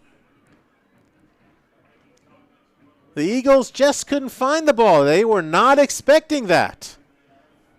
And they made it happen. The Vikings take over 1st and 10 at their 49-yard line. What a great idea. What a great play. What a great play call. 11 minutes and 50 seconds. Could this be the turnaround that they've been looking for all game long? Vikings back to the line of scrimmage. Gonzalez still quarterbacking. And he's back to pass. Looking, and he got, whoa, they got grabbed, and he is sacked hard. Number 77, big boy, Ivan Lopez, 6 foot tall, 250 pounds. And now we have a little scuffle happening on the field. I guess they kind of feel the big boy was kind of celebrating a little too much, but at the same time, we got a player, we have a Viking player down, and you never want to see that. Let the other team celebrate. You don't need to get into a fight. All of a sudden, you got penalties thrown. You've got players get hurt. And that's enough to really upset any coach, because now you kind of hurt your team by doing that. Let the other team celebrate. You don't need to go all out and start fighting and protesting. It's football. You can get them back the right way. Play hard. Hit them hard. Can't identify who the injured player is, and he's about to get up. Can't see. It looks like it's no. Oh, wow. That's not good news. The injured player is number 7, the quarterback, Gonzalez. That is not good news. Yeah, now that play just made things worse. Now your quarterback is injured. Now what are you going to do? You know, of course, number 77, kind of celebrated excessively, but yeah, now you got a situation where you kind of got your quarterback. Looks like the backup quarterback is warming up, and that backup quarterback is number 2, Giavia. And he's going to come in and take over for Gonzalez. The scuffle still resulted in a penalty. And looks like they're going to actually call it against the Eagles, and kind of rightly so. They're kind of excessive there. And you don't want to upset the other team, but they were a little too, well, let's just say they were a little too loud. So at any rate, the ball is now moved to the Eagles' 39-yard line. It'll be 1st and 10. And tough break for the Vikings with losing their quarterback. But they definitely moved up on the ball. So well, we don't know who the new quarterback is. Yeah, they got to call a timeout. They're confused over there at the offense. It's like only part of the team showed up, and the other part of the team kind of wasn't ready. So football's a team game. You got to make sure everybody's ready to play.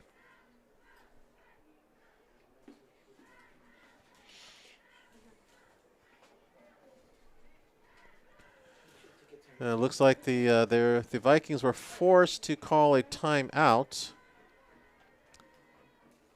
And so we have about 11 minutes and 19 seconds. Now the Vikings are going back out. Who's quarterbacking? It looks like it's number 2, Giovia. Trying to get an update from our quarterback, number 9, or I'm sorry, number 7. I don't even see him on the sideline, so maybe, hopefully he's being okay. Don't really see him there. All right, so the ball's ready to be snapped. Actually, there's a correction in quarterbacks, but let's talk about this play first. Looks like the number 4, Eduardo Nunez. And it almost looks like, well, I don't think that was a regular quarterback that handled the ball.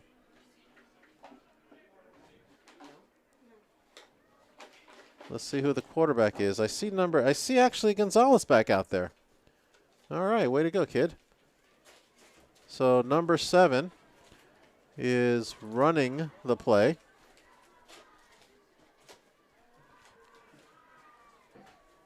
Back to pass, and the ball was stopped. Sorry.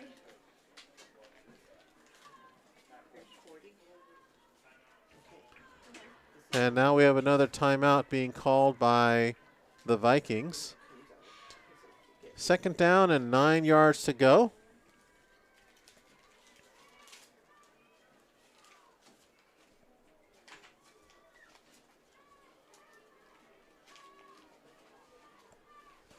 This is 35. Vikings can certainly make things happen if they play the ball smart. They definitely got a big break by a foolish penalty from the El Monte team that brought them way past midfield. 2nd down, about 8 yards to go, 9 yards to go. Fortunately for the Vikings, they got their quarterback back. So it looks like Gonzalez is going to, looks like he's okay, which is good. All right, the Vikings are taking the field. Referee's about to call the play, or actually call the play ball. That's a baseball term. All right, back to pass, and the throw way out there. Ball was intended for number 5. Once again, Noah Almost saying pass interference, but the referee says no. So it's now 3rd and 9.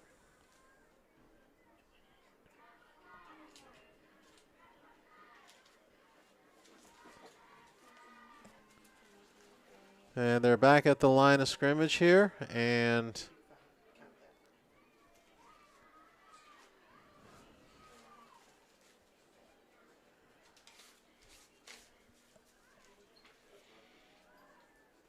okay, well, okay, definitely Gonzalez was hobbling that one. He didn't even come close to throwing the ball close to his intended receiver, which I believe was, well, we don't know who it was, but looks like Daniel Zatino, and limping on the play.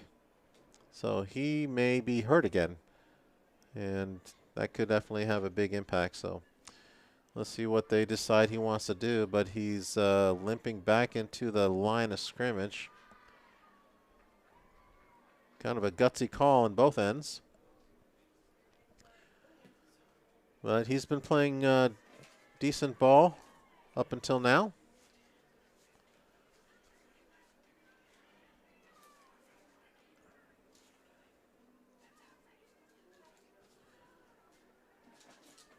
And Gonzalez back to pass, intended for number 2, Giovia. They want a pass interference again, and they don't get it.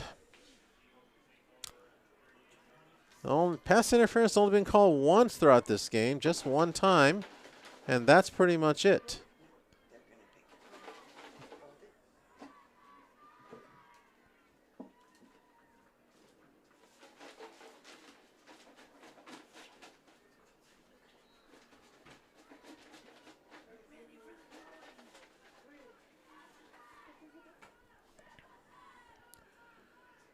And it looks like the Eagles take over in down. So that's a tough break for the Vikings. Eagles 1st and 10 at about the 38-yard line. And that ball is completed. And looks like it's no gain on the play. Markers have not moved yet. Well, it moved slightly. There we go. So it's about 2nd and 8 yards to go. Eagles have been successfully moving the ball all game long. They got 2 wideouts on the left side. They got 1 on the right. 3 receivers getting ready. But of course, they got Cordova, who has been running admirably. But they're going to pass again, and they give this again to number 10, I believe. It's hard to see from here. But either way, he scampers enough for a first down. Okay.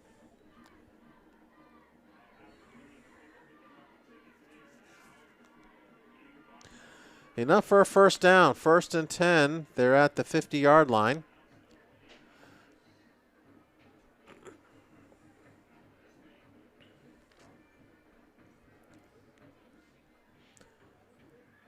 All right, we're ready set to start again. Eagles on the rampage, and look who gets the ball again, Cordova. And Cordova runs for about 12 yards. That is a first down. 1st and 10, ball at the 38-yard line. It's almost automatic now with that kid. Just can't find an answer to him. He is just running amok.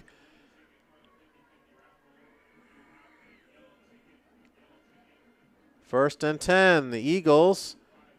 And looks like they are definitely carrying the ball at a very fast pace, showing no intentions of stopping, not wanting to score.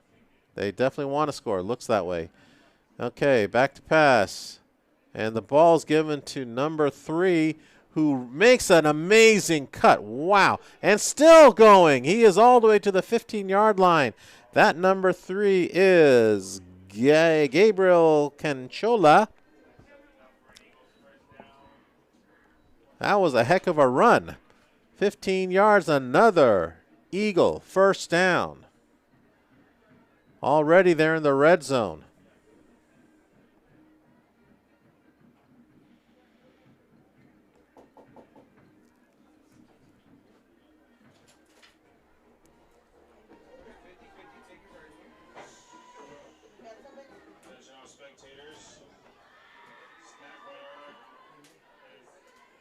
First and 10, Eagles. Actually, they're on the 20.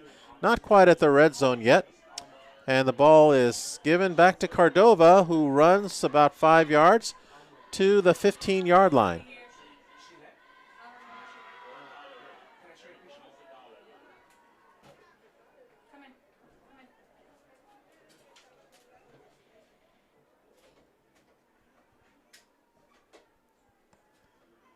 Make it about the 16-yard line. So it's about 2nd and 6.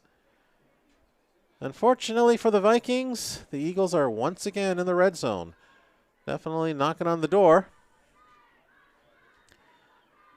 Despite it all, the Viking cheer team is still cheering. The fans are still there. Cheering. Definitely what the Vikings need. All right, back to play. Here we go. Give this back to Cordova, I believe. Cordova just running. I'll tell you, this kid must have at least almost 200 yards at this point. 18-yard, number 18 is forced to be reckoned with. Moves the ball close to a first down, not quite. It's about 3rd and 1, I would imagine. Yep, 3rd and actually shorter than a 1.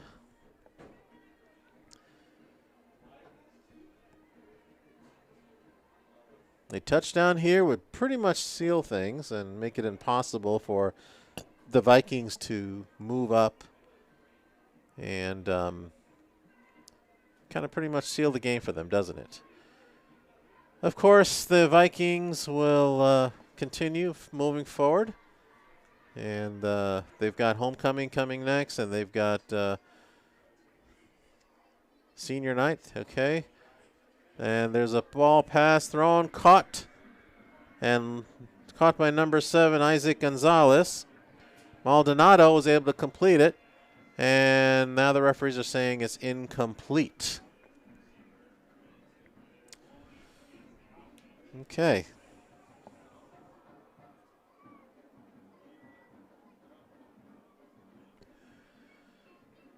Well, Eagles are hanging in there. And we definitely have to give a lot of kudos to the Eagles. But once again, let's see what South El Monte's schedule looks like. Next week, they play against Arroyo. And on the 3rd, they play against Gabrielino. Then they're away at Rosemead and they're going to basically end with their crosstown rivals, El Monte. That's the rival, South El Monte versus El Monte on October the 24th. Mountain View, still very much in the hunt for the CIF playoffs. It's 3rd and 1. Okay, Maldonado back to pass. Close. Oh, they sacked. Number 58 gets him. And number 58 is the big 6'2", 275-pound Miguel Zuniga. Goodness sake, what does he do to reach 275 pounds? My goodness. Tell you, guys this big, they get looked at by a lot of scouts. And, I mean, they get looked at a lot of Division II scouts, I would imagine. Around here, the football teams, if you're looking at D3 or not even D3, maybe a little bit below D3, you got the local community college that are definitely in the search of some talent. You've got Mount Sac close to here. But you also got places like Laverne and some of these smaller colleges that look for team. APU, Azusa Pacific, is a big recruiter for some of these local heroes. And if you got the size, you're going to get the eyes. So here we go. Maldonado looking, throwing, and caught. What a pass by Maldonado, connecting with Gabriel Conchoa. That was unbelievable. That was a bullet. That ball took less than a second to get to the end zone. Almost a 25-yard touchdown pass. Impressive. Impressive. And that puts the game pretty much out of reach with 5 minutes and 11 seconds left.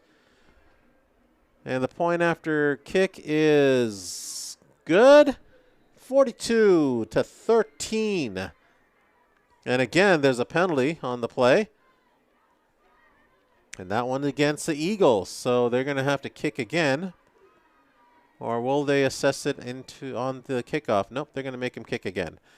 So impressive. I wish we had instant replay in these games because I would love to see that again. That was an impressive pass. Maldonado to Canchola.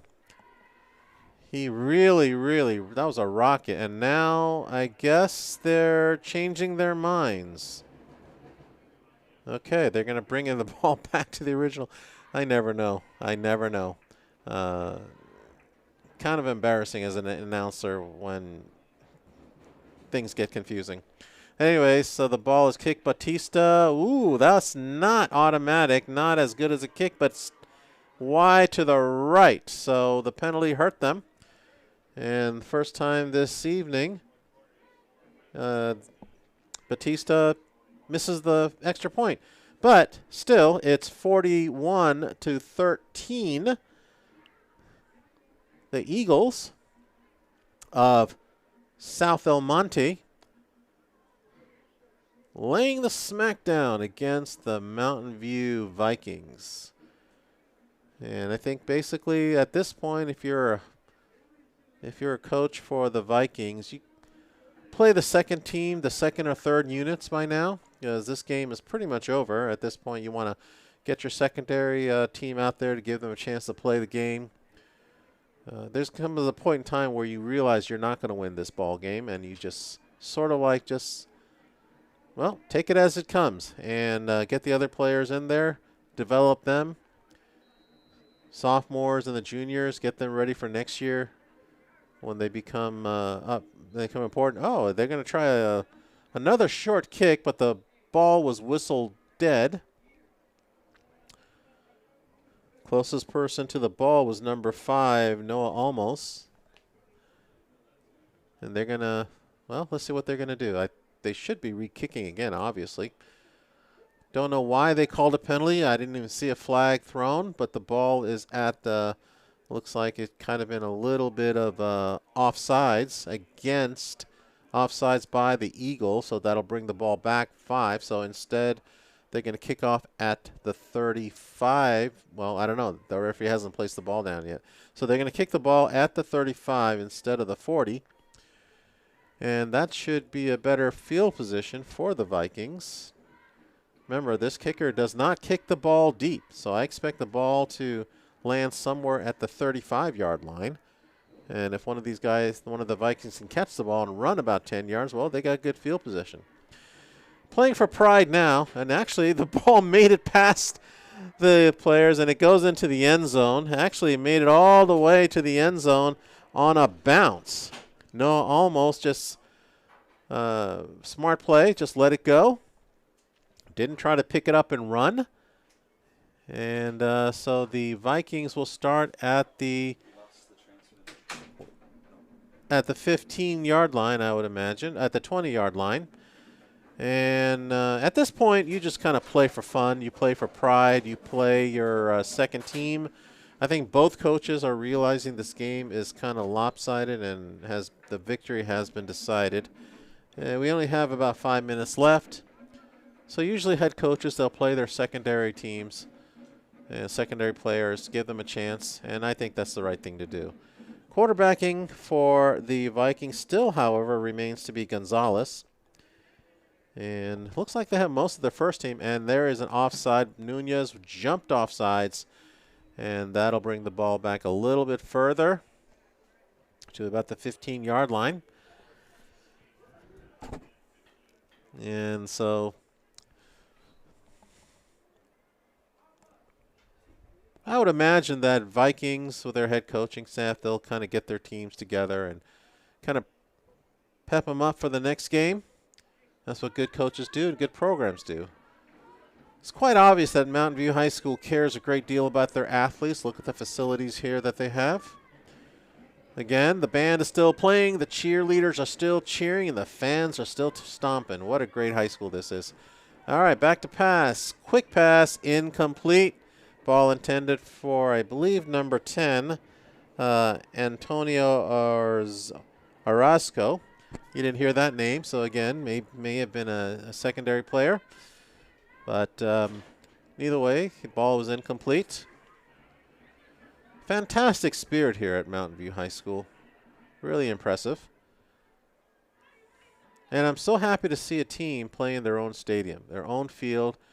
This is what home field advantage is. Some teams out there play at stadiums, like, for instance, Azusa plays at Citrus, and so does Glendora, and so does a few others. It's not really their home stadium. They're kind of borrowing it. And, oh, that's an interception. That is an interception.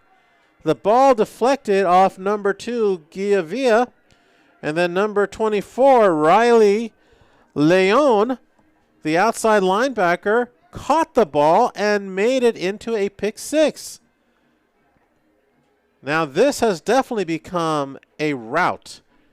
It is an absolute lopsided game.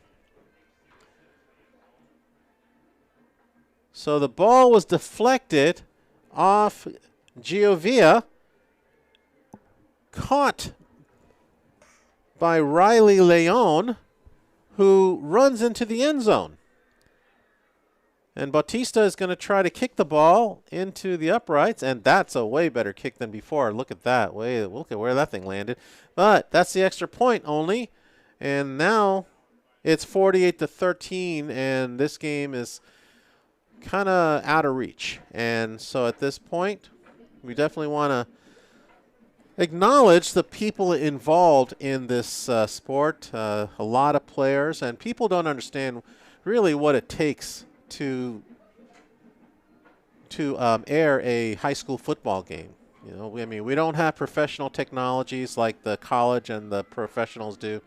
It takes students, and when you work students, you teach them. And as a teacher myself, I certainly appreciate when I see students get to work and working with technology and working the games.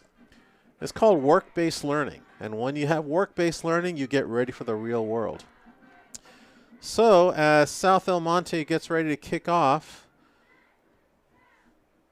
Vikings will take possession again. We have, well, exactly 5 minutes left to play the game. But going back to giving students the opportunity to participate and play and try to make this game happen, really a big kudos. And I want to say a kudos to Mr. Mann. And a hard hit there. Looks like the ball was carried up to the 35-yard line. And that is looks like it's number 10. Antonio Orozco.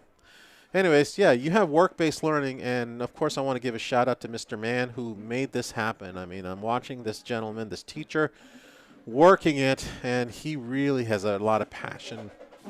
And when you have a teacher like that showing passion, the students benefit. So on behalf of Mr. Mann and Mountain View High School, we want to thank the following students who really are making things happen.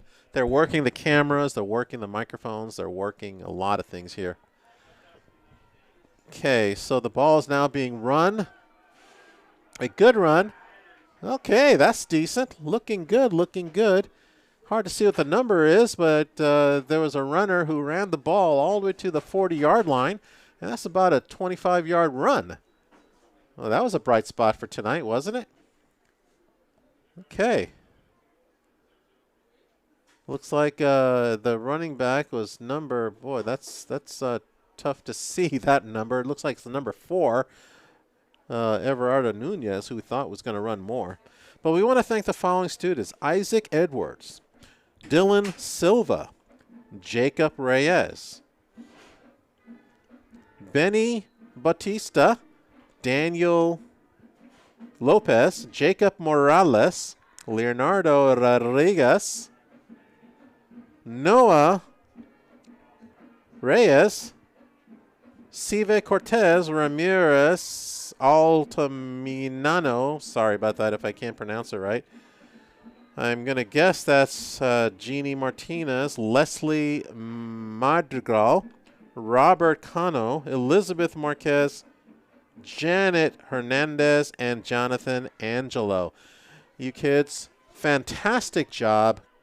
Really appreciate it. I love announcing games over here for Mountain View. Seems like a second home now for me. I'll be announcing 2 other games. They gave me the honor and the trust to do this again, and I gladly accept it. So I definitely look forward to working with the students and the staff here. And there goes number 4. This time he is stuffed. Number 4, Nunez, kind of prevented from going any further than the line of scrimmage. Yes, it does take students to make things happen. We don't have a professional staff, nor do we have the budget for a professional staff. And I do see the technology that Mountain View uses, and it is impressive. It is impressive. This game is being live streamed on YouTube. Anyone, anywhere in the planet can watch this. And it's just quite amazing what they have done here. And so impressive, so really cool. And kudos to Mr. Mann and the staff here. Kudos to the students and for working in and taking an interest in their football team, their program, and their high school. And here we go for another hard run. This is number 4 again. Everardo Nunez. Big kid. He's about 5'8", 220 pounds. Looks like it's rock solid muscle there. And yeah, you gotta really hit him low so you don't get hurt. Vikings still playing hard, so about 1 minute and 29 seconds left to get in this game. At this point, you just kind of want to score. You want to score a touchdown, kind of just for the glory of it.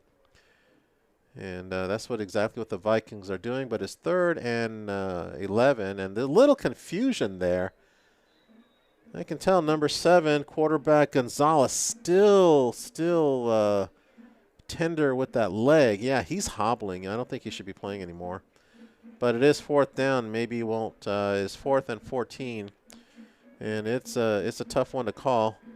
But if they don't do anything here, get a first down here, the game is over. So at this point right now,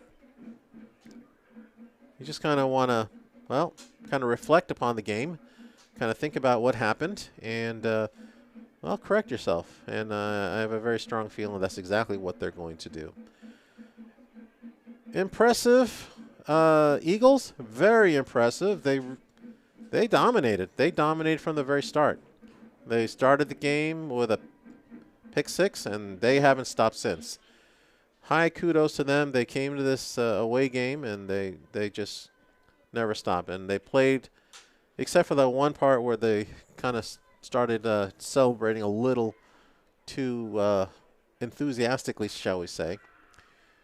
And I think they're going to just down the ball and kind of let the clock run out. And that it did run out. It is now 0. The game is over. Final score. The South El Monte High School Eagles 48, Mountain View High School 13. Players are now getting together, and they're going to be shaking hands. A big kudos to all players, all cheerleaders, the band, and the Mountain View High School ASB.